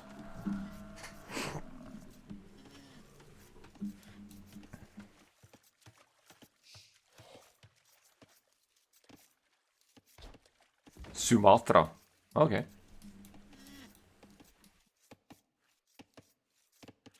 Fair enough. Sapient Fest with the Dravidians here. Should be able to do good with the naval fighting. Dravidians immediately given 200 wood once they reach the next stage, which means you could immediately afford another dock or an instant blacksmith, if you will, for a quick fletching for your galleys. Foul tier with the Italians. Several bonuses benefiting their naval play. For example, they're slightly cheaper fishing ships. While on land we have BN27 with the Persians. Also got naval capabilities, going to opt for an early dock here. Good choice. It's effectively an additional town center, or boosts your food income, providing you with quicker food to move more quickly towards the castle age. Could also allow you to help fight for water if needed. Hopsivins also going for the dock over here, playing as the Hindustanis. Also wants to get a little bit of that food income on water. Let's speed it up a bit and see what they commit to on land. Persians and Hindustanis both very likely to open with cavalry, like the scouts. Hindustani scouts also have bonus damage against buildings, so they'll break through walls a lot more quickly, or buildings. Here comes the second dock for the Dravidians, second dock also up for the Italians. Fuel age is in, and we have galleys in the making for both sides. It's quite the travel distance, so it makes more sense to have galleys for the hit and run potential and the ranged attack they give.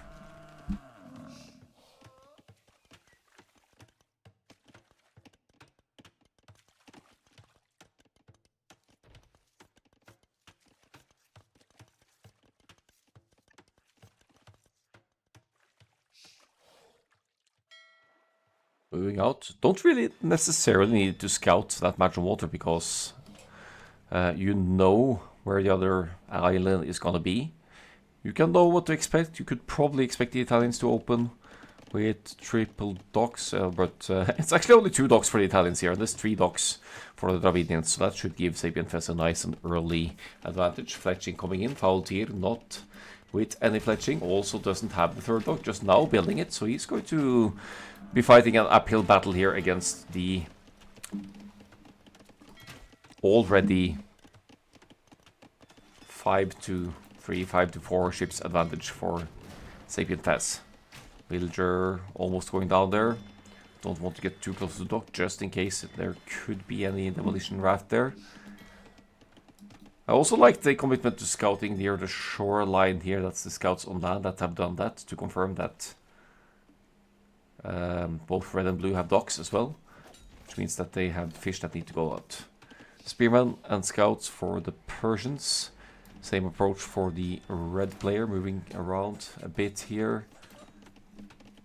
Faultier losing economy here though, losing all of the fish so far, and being massively outnumbered by Sapien Fest's galleys. This could be a quick win on water for the yellow player.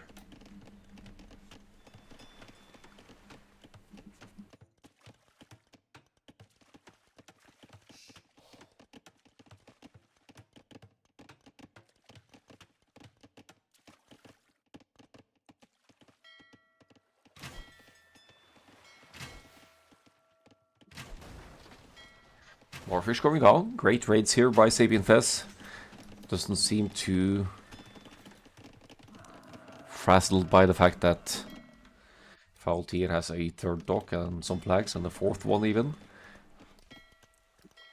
I think Pest may have seen early on that there were only 2 docks, and he knows he's at an advantage now. With 6 economic kills so far, and that's only fish, but still, pretty decent value. As Hopsy wins walls off on land with the Hindustanis here. Has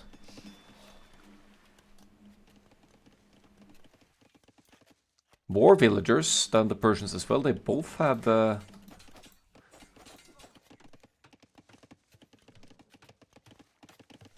good economic on that. I mean, Persians' town centers work faster, whereas the Hindustanis villagers are cheaper, but seems like Hopsy has the advantage here now. Still fishing on the water as well, so that's why there's a larger apparent villager lead topside here. Patience being shown by Faultier here, actually managed to mass up enough galleys to match the numbers of Sapien Fest. It is 4 docks to 3, isn't it? Can't tell from the minimap if Fez still only has 3 docks, but probably happy with the situation here still. KD 12 to 5.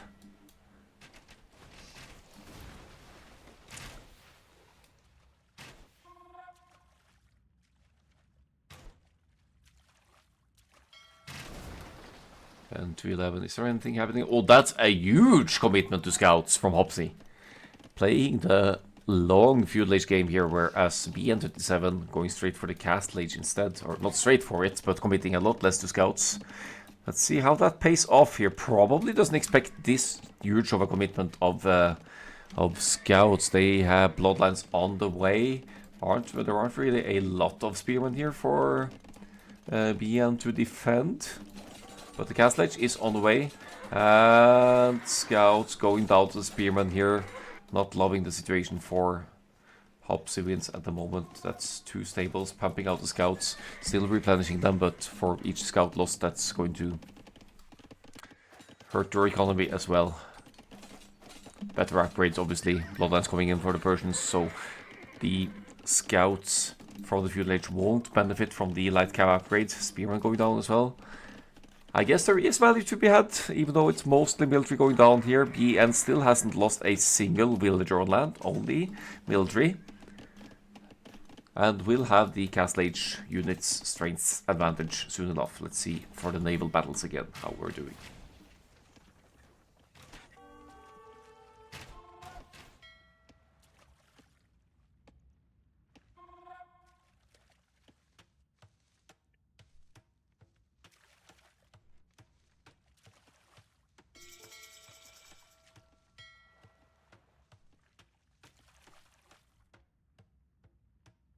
Castle Age in for Fez as well. Well, foul tier, nowhere near clicking that, but this might be a good play from foul tier to force the fight here, as Fez is not... Okay, he's getting Bodkin arrow nice and early actually, so never mind. Will lose more galleys than he would have liked to before the upgrades, but still gets a great fight against foul tier, and will keep the green player stuck on the starting island for now. Pumping out. Plenty scouts for Hopsy wins on land here, denying that second town center of BN27, so that goal won't be secured just yet. Idling a lot of the economy here, not allowing that great macro. Okay, second. Denying the third TC, mind you. Couple of camels added by BN, but if you have enough scouts and the camels are lacking so many upgrades, you can still justify taking those fights. Nice quick walls there, but Hindustan is bonus, allowing you to take down buildings more quickly. Might have caught BN off guard here.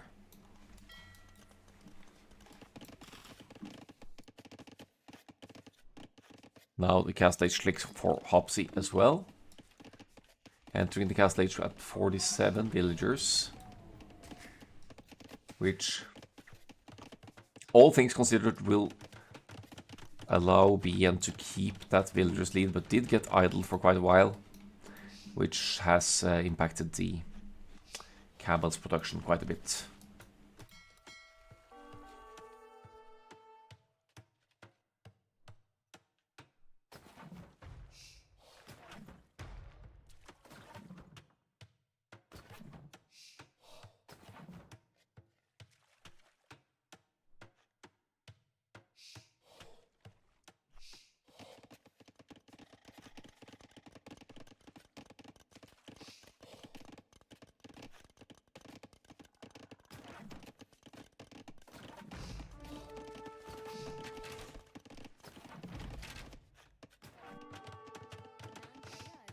As moving to the mainland, as is Faultier attempting to. Didn't succeed just yet. So it's soon going to be a 2 vs 1 situation on land for BN22 to handle. But we've seen him defend against that well in the previous games. So that might not be a huge issue.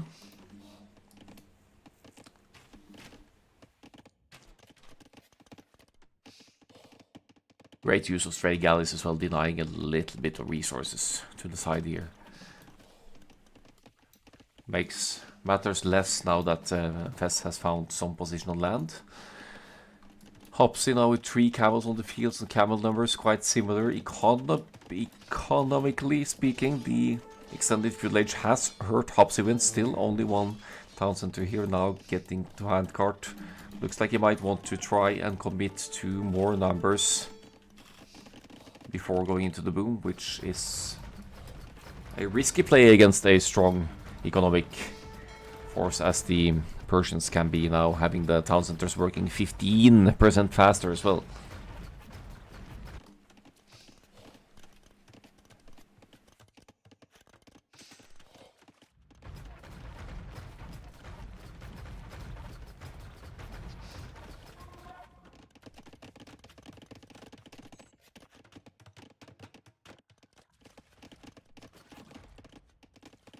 Let's see, does Fez know that there are docks on the right-hand side for Italians? Scouting a little bit lacking here for Sapien Fez. He does not know that Foul Tier has redocked to the side and is also re-establishing some military presence on water. It does set back the Italians'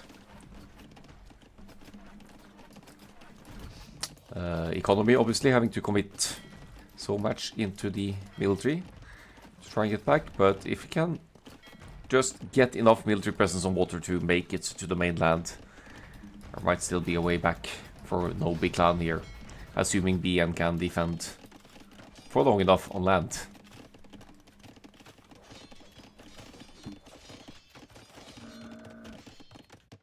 Are we going to see the elephant archers for the Dravidians on land? I wonder.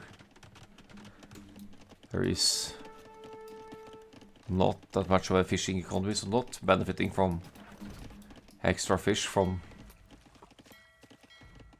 winning or at least heavily challenging the waters.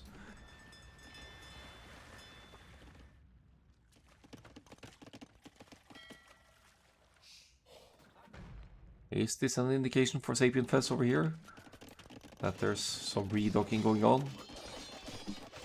70 war galleys against 27 now, but both players with 3 docks, which should allow Sapien Fez to keep the numbers lead. Transport ship hidden over here. Still no green builders on the mainland.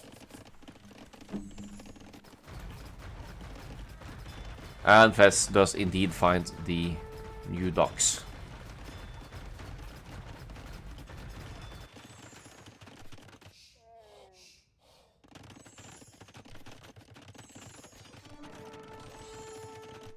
Camel numbers well in favor of Hopsy wins at this point, but again has set back the economic situation. It's 30 more villagers for the blue player. Almost getting a conversion in there as well. Dravidians, a powerhouse on water, but misses that there are more docks down to the side. Again, lacking in the scouting to the side. Just send one ship to this side and get some idea of what's going on over there. Would help Fez a bit. But as long as they can keep Foul Tier from getting to the mainland, still going to be a huge advantage for Jeff too.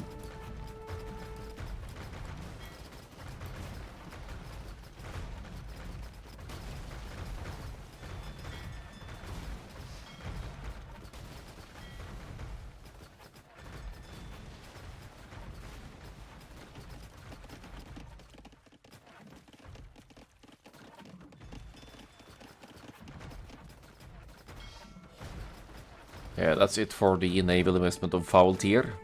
Still stuck on the starting island, trying once again to send a couple of transport ships. Oh no, sorry, he's made it to the mainland finally.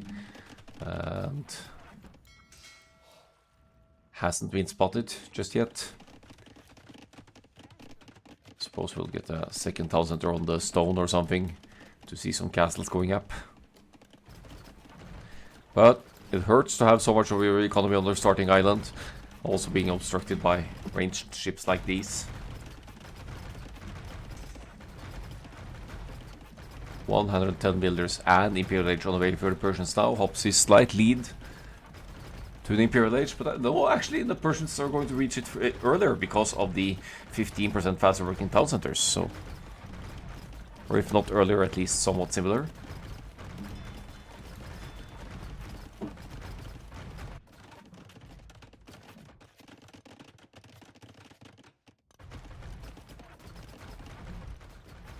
I'm wondering if it's time for Sapien Fest to stop him. Yeah, he has stopped investing in armies on water now. Also added more fishing ships.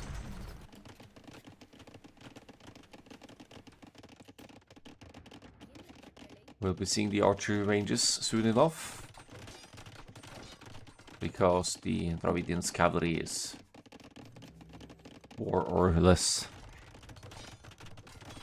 pretty much useless.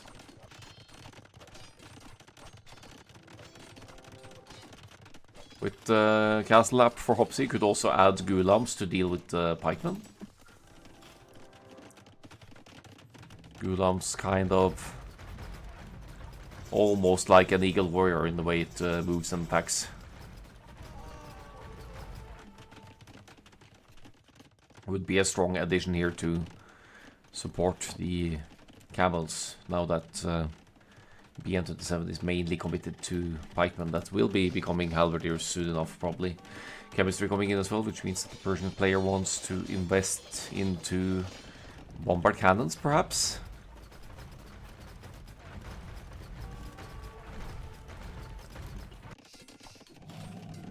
Oof, bad news for Hopsy's camels running right into the mass pikemen.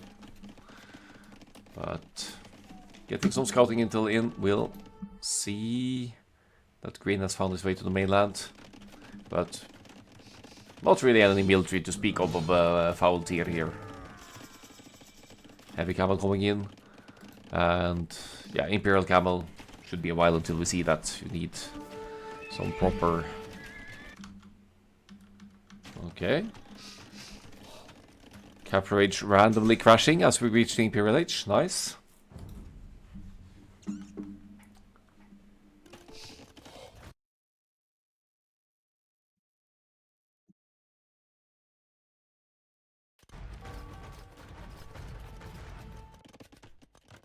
Which means that our stats are... No. There we go.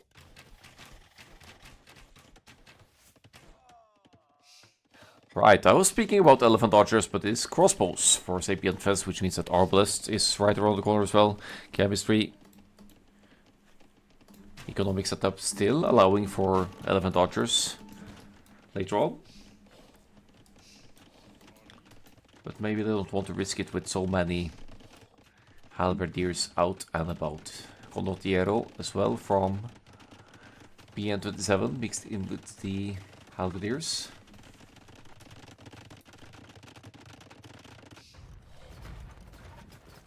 Yeah, we won't be watching the naval fights all that much anymore. Sapien Fest definitely controlling the waters.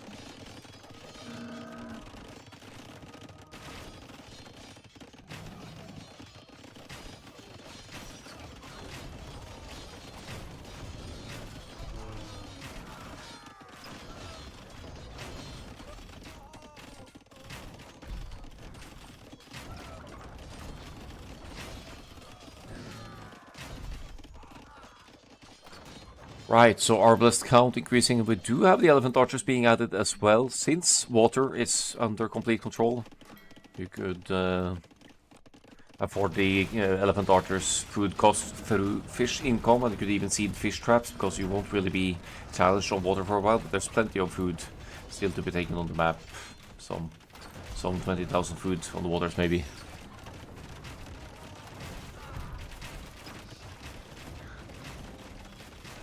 Defensive castle for the Persians, but how long will that stay up with the trebuchets pushing from the hills here? Probably not very long. Camels nearing 30 in the numbers. Let's have a quick look at the resources again. Bit low on gold. And it's going to be a short trade route for Jeff 2 over here.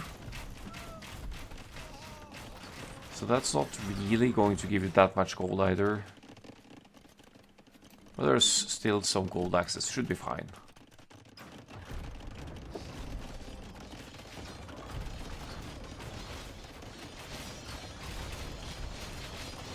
Foul Tier also heading into the Imperial Age, but not able to provide any military just yet. Will need to reboom quite a bit on land, and with the masses of military at work here, that's not going to be an easy task, even with BN27 holding like a champ, like he's done in the previous games.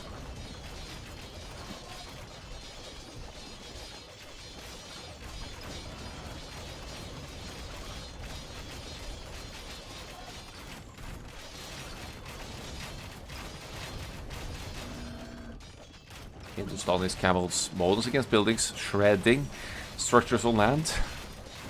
And now being joined by elite elephant archers from the Dravidians as well. Such a hard unit to counter. You basically need like mass siege on the girl, or extreme halberdier spam to get to them, but then the halberdiers need to get close, so ideally you need both halberdiers and siege, and Foul Tier won't be providing much of that. I guess the Genoese crossbowmen is a good shout here as well. They have bonus damage against cavalry units. So they'll counter both the units on land right now, but one castle only for the Italians, and there is siege on the field for Chef 2 anyway.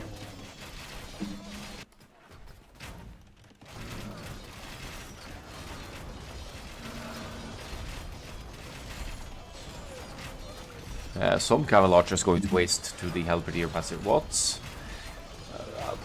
Yeah, the obelisks are here helping out a bit, but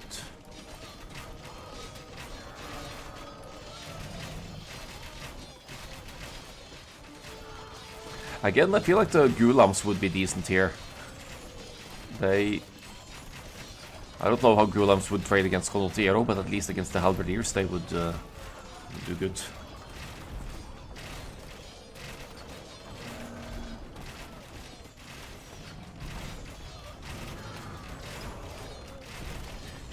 Short trade is better than no trade, for sure. I guess you could do a cheeky move of trading on water and send some villagers over and dock on Foul Tier's side as well and trade on water or something, but that takes some commitment. But that would be very hard for the other side to stop.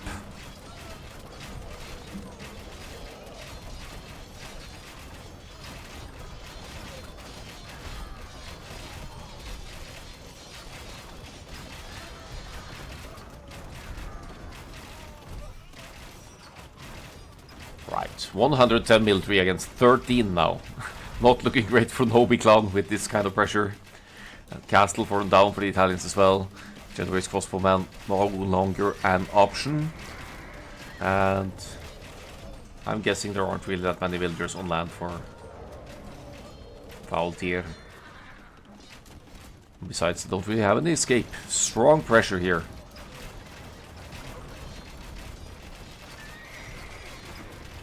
In it to win it for Chef 2. You have to be incredibly patient here with your military massing if you're able to at all to chase away these armies. But even though there's still gold in the bank for BN27, not much else to work with here as the Imperial Camels are raiding the economy while the Elephant Archers and Trebuchets are pushing the structures.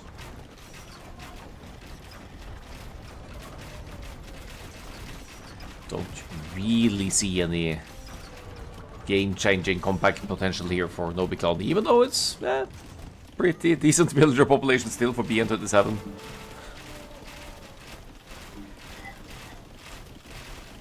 Tiny bit of trade working as well. What's the gold situation here? Not great, not bad.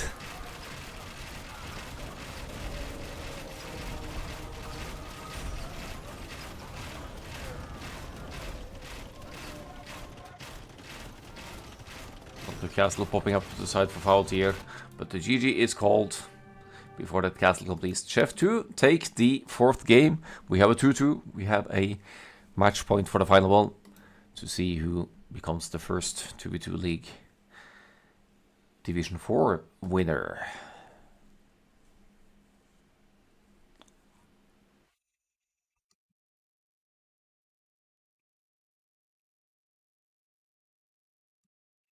Yeah, we can't really track anything with the stats here, just browsing through from old habits. It is Eastern Coastline down, and we're leaving us with Pog as the last map. Should be an eventful one with some hybrid action again. That's Italians and Persians going down to Dravidians and Hindustanis. Pog. Suspecting we'll see these two civilizations for that one. Lithuanians with the instant dock if they want to. As for Knobi Clan, Malians, rather late pick, so maybe it's going to be Armenians Khmer for them, we'll see. As we jump into the next one. Game 5. Armenians, Lithuanians, Khmer, Japanese. Here we go.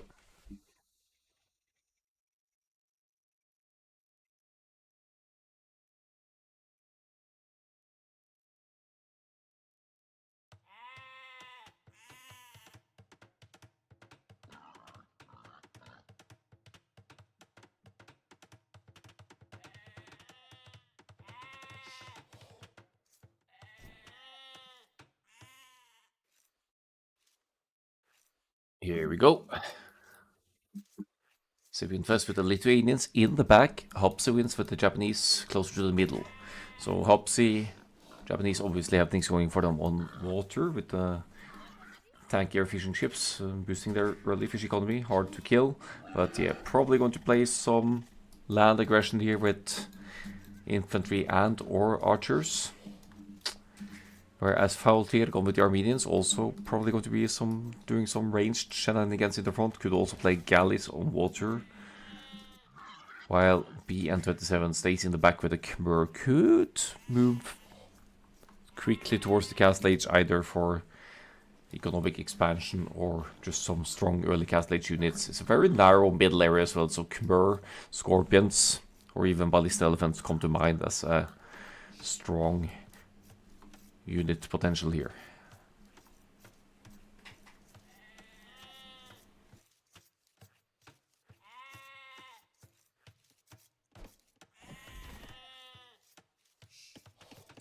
Not that much to spot in the early ages here.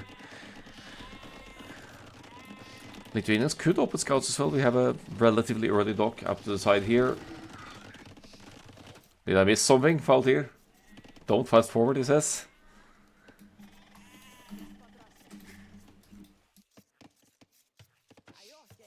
Ah, yeah. It's playing it dirty. Saw this approach in a different game on this map as well. Maybe so. Oh! Can you pass through there?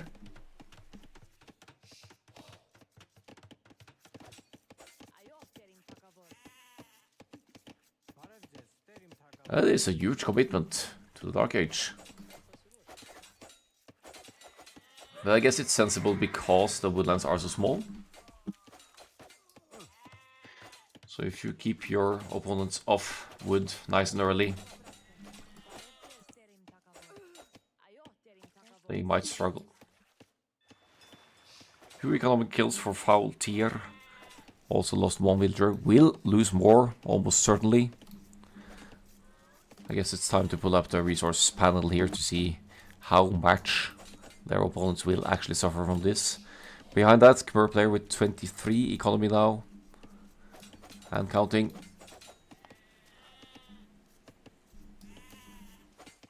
BN also joining in with Scout. Just needs 1 more hit on the yellow player. But oh, Scout down for green.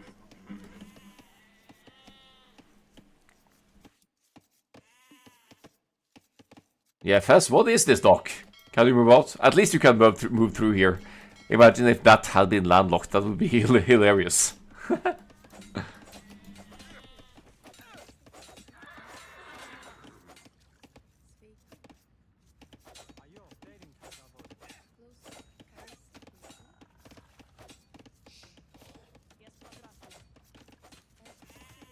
Conserving the lives of the villagers, but Faultier also saving his forward villager over here.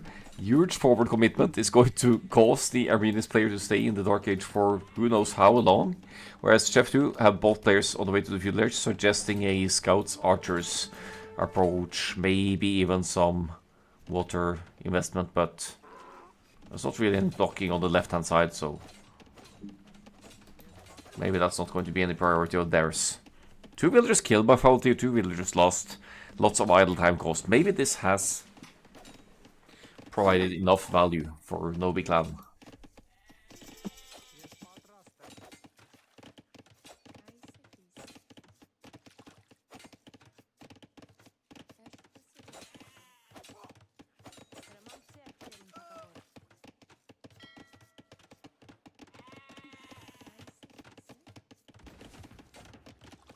Forward barracks for the Armenians. It is a Dark Age, but Armenians could add Spearmen in the Dark Age. They don't get the Men-at-Arms upgrade early, but they do get Longswordsmen in the Feudal Age as well. Sapien Fest opting for a tower already, doesn't want to have any military popping into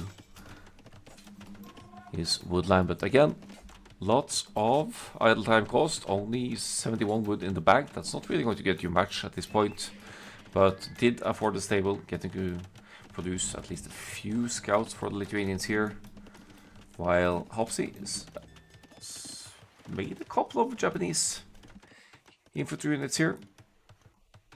Does commit to 2 men-at-arms. Also doesn't need to worry about TC fire because there's nothing underneath the town center.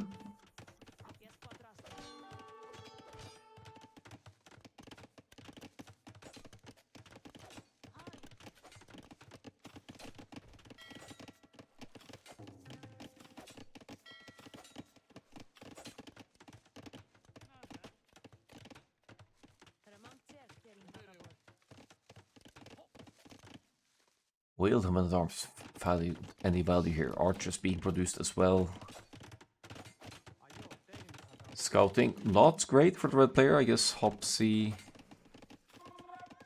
has kept the scout busy at home. So somehow Foul Tier was able to complete the barracks before the tower completed. So still going to be an annoyance up in the north here. Men-at-arms not finding any value at all, unfortunately, for Hopsy wins. Good news for the Khmer, fishing freely to the left-hand side. Let's see if that's going to be a... Yeah, that's going to be straight to the Castle Age, isn't it? Just a tiny bit preferred. There's the Castle Age click. 32 population up for the Khmer. Going to reach that at around 16 minutes.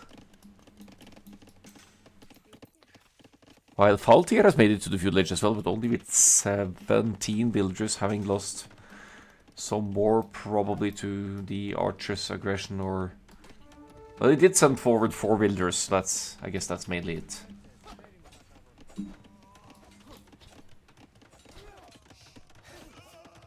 Yeah, I wouldn't have been able to resist to place a barracks there either.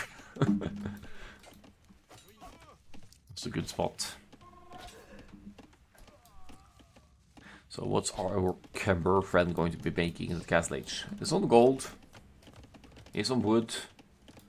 Food investment, nothing too special. Maybe going straight for the Scorpions. Let's have a look at the actual resource setup here. 12 wood, 4 gold. Yeah, would still be able to make some cavalry if desired because of the fish food income. Maybe a little bit unfortunate with the wall delete there and the villagers forward, as that let Sapien Fest into the base. Who must have seen the villagers moving forward as well. Not taking any chances, sending 3 villagers forward.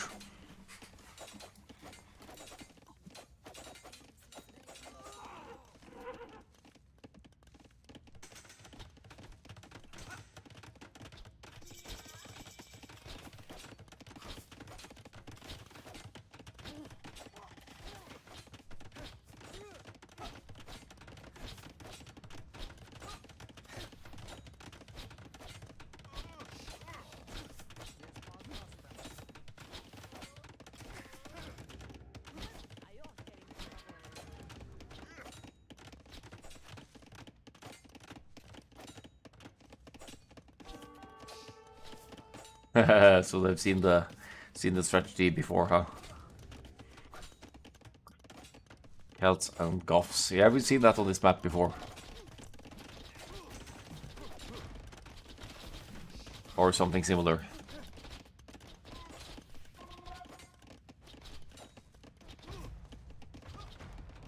Oh, so that's where the villagers kills came in, maybe.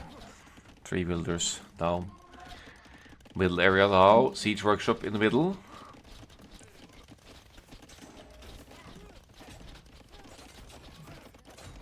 Oh, they're gonna try and pound through the walls. Okay.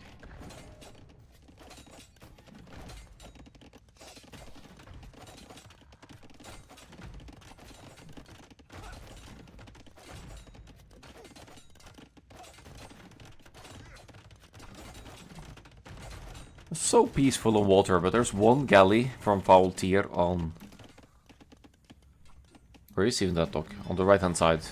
So that's going to deal with Fez's fish, and you could also deny a little bit of the wood line with that, with a minimal investment. Armenians, still a good civilization for this kind of play, because they do get pikemen in the feudal age. And long swords for that matter. Scorpion numbers from the Khmer increasing, both. Siege workshops kind of producing. Chef 2 both about to enter the castle age, but with a rather vulnerable economy. Hopsy with no gold whatsoever. What are you going to do? Entering the castle age with this kind of economy setup. Maybe use the market a little bit if you have one.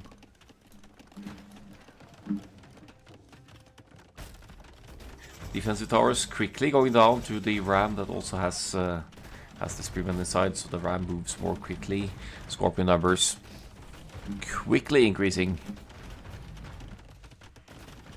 And production capability is also going down. Siege workshop immediately. That should be a mangonel, I think. Once you can afford it. Oh, wood. Really a struggle for Hopsy wins here. And also won't really be able to go to the side as long as there are galleys on the right hand side for Foul Tier to stop that kind of expansion. Great pressure from Knobi Clan over here.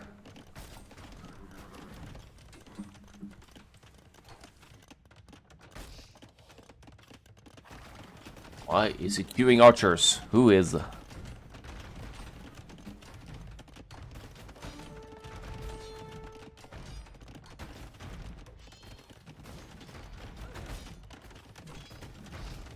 Another forward siege workshop from PM. Galleys.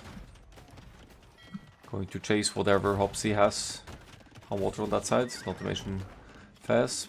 This barracks hasn't really been used, has it? Not much. It's in the middle. The action is happening.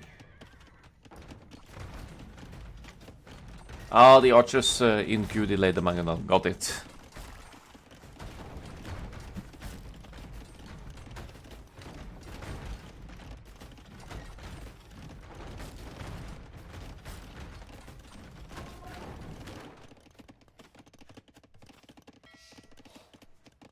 This Fez's only wood line. It is. Smart move by Foul Tier on that side. Massive Khmer siege additions here. Also fortifying the middle position with some towers rather than castles, because Foul Tier isn't in the castle age yet. Might not need to at this rate. Solid pressure. Defensive mangonels doing what they can, but the Khmer Scorpions also have range to outrange the mangonels. So with good micro, we could even take out mangonels with the Khmer Scorpions. So some cavalry trying to chase the Scorpions, but plenty of Armenians, spearmen, not yet pikemen, to deal with that.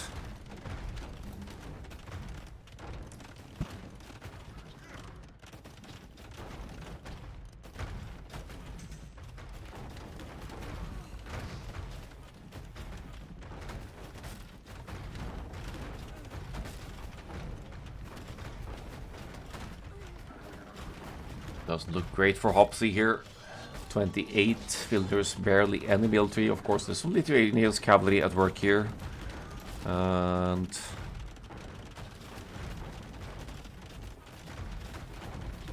Are there even any relics to collect here?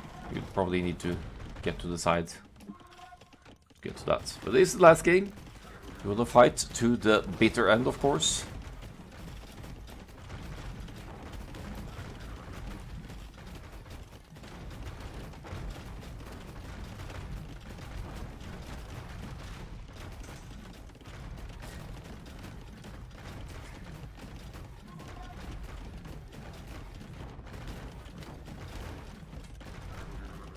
Uh-oh, housed as well for Hopsy. Can't produce more mangonels. Is he struggling with wood for houses as well? No, not really. Fez is completely off wood though. Has to rebuild the lumber camp in the back. Not great for the Legionnaires player. Patiently massing the knights, but still not going to get to the numbers needed. Pikeman numbers have decreased. But there are some in the front barracks as well. Finally, the forward barracks is coming to good use here. That's probably one that Fez has completely forgotten about at this point, with the pressure going on in the middle. So that's going to be a surprise.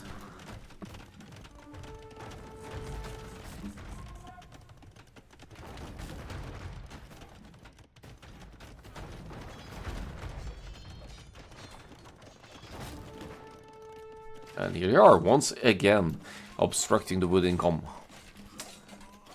of Sapien Fez.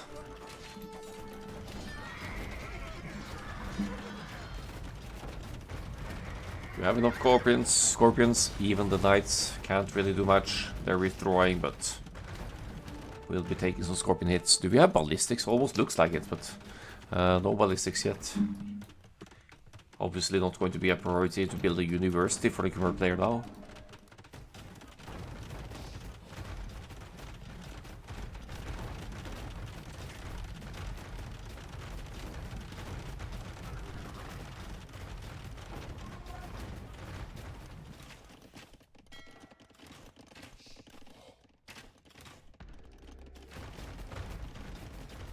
Five knights. None on food, none on gold, none on stone for Hopsy. But did manage to rebuild the town center. Will that cast go up for Chef 2? Probably will, if you commit enough villagers. Because Knobi Clan aren't really seeing that being built just yet. Still feudal age for the Armenians player, nothing's to discourage the Khmer player for going for the Imperial Age at some point though. Don't really need any additional buildings to get there. But it should buy Chef 2 some time to try and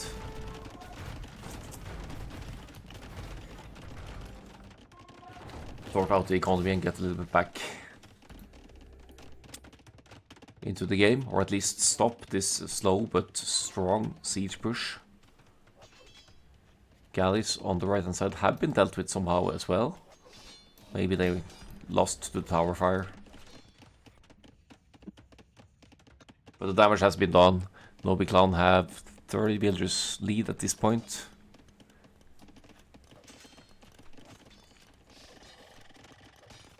Still gold access, but overall very limited area to play on for Chef 2. Looks like Hopsy wants to move to the side. He's going to be allowed to do that, but Faultier has a couple of pikemen here. Might see villagers moving in this direction. Could...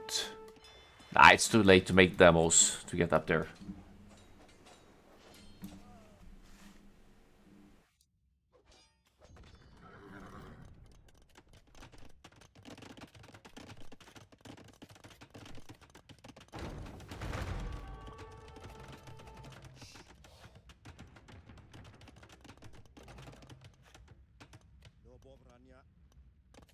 Oh, managed to get some mangonels out. Castle denying any further expansion for this slow siege push.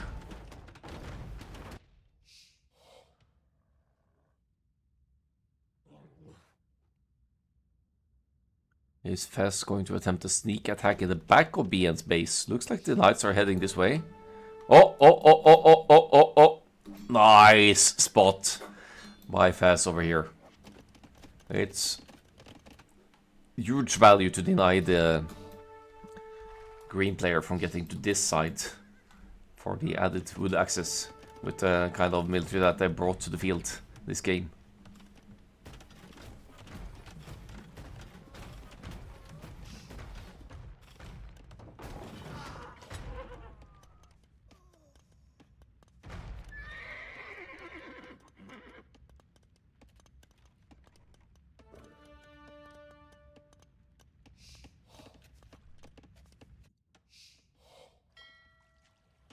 Also, fire galley to spot any expansion to this side. There's mainly wood on this side, but there's also stone for potential castles as well. Imperial Age just about to kick in for the Kemper though. What's the economy situation like? Seems plenty stable. Kemper gets siege rams, that could be used to take out the castle.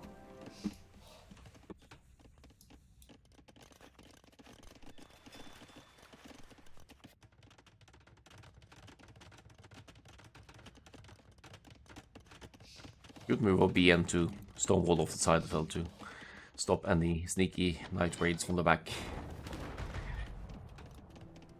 It's gonna be the trebuchets for the Kemper. Only one villager building the castle, but who's gonna stop this guy from completing this one? That's gonna take a while, but assuming Hopsy doesn't spot it, it will eventually complete. Heavy Scorpion is in.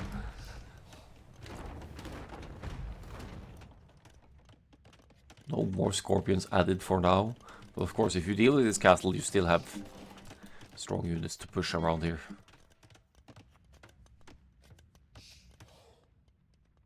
Finally, Castle Age on the way for the Armenians as well.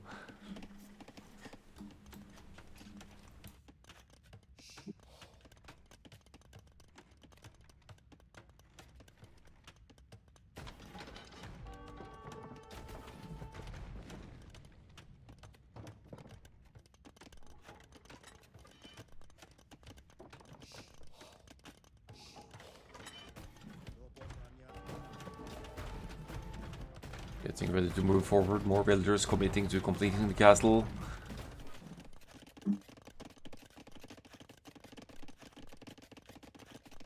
Still more than 10k gold left on Fez's side here, so should be okay for now. Side not scouted by Knobi Clan, so Faultier did see with the pikemen that some villagers were moving this direction, so they must know that Chef 2 have expanded to the side. Having wood access only is only going to get you that far, though.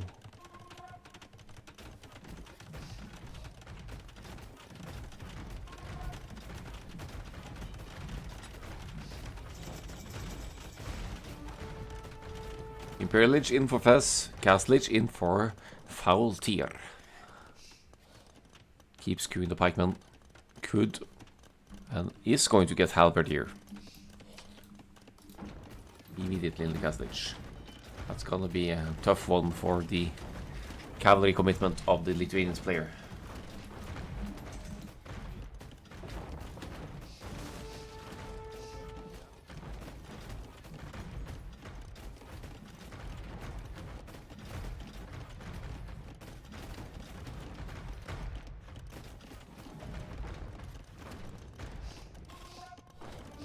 Are we getting capped ram, siege ram, sorry, I mean? Siege ram far from affordable, but capped ram will do decent as well if they can get close enough. We have trebuchets pushing from the back, capped rams in close, halberdiers to jump inside of the rams as well to have them move faster and to protect the halberdiers. No more castles, probably no more castles affordable for the other side either. Chef 2 going to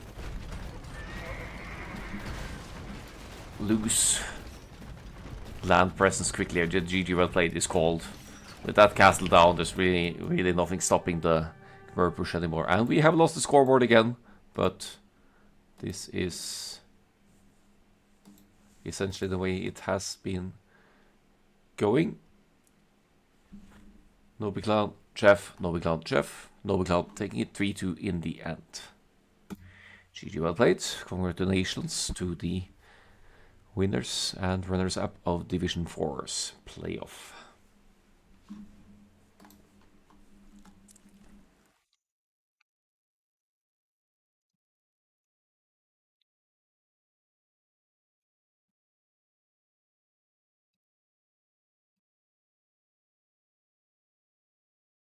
Gold gained and gold spent. Interesting. That's a nice distinction.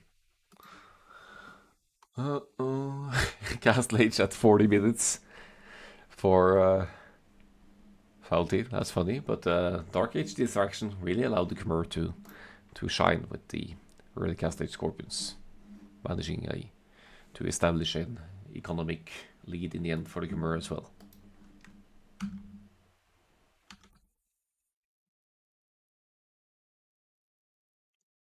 That's it. Guess we'll pass it along to someone.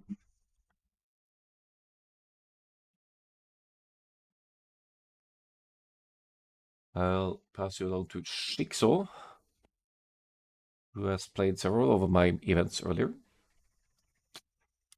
And yeah, keep suggesting maps for 3v3 League in the suggestions channel.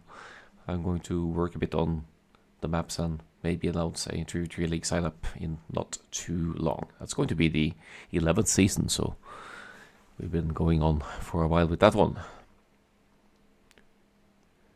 So, thanks for now. Thanks for watching. See you around.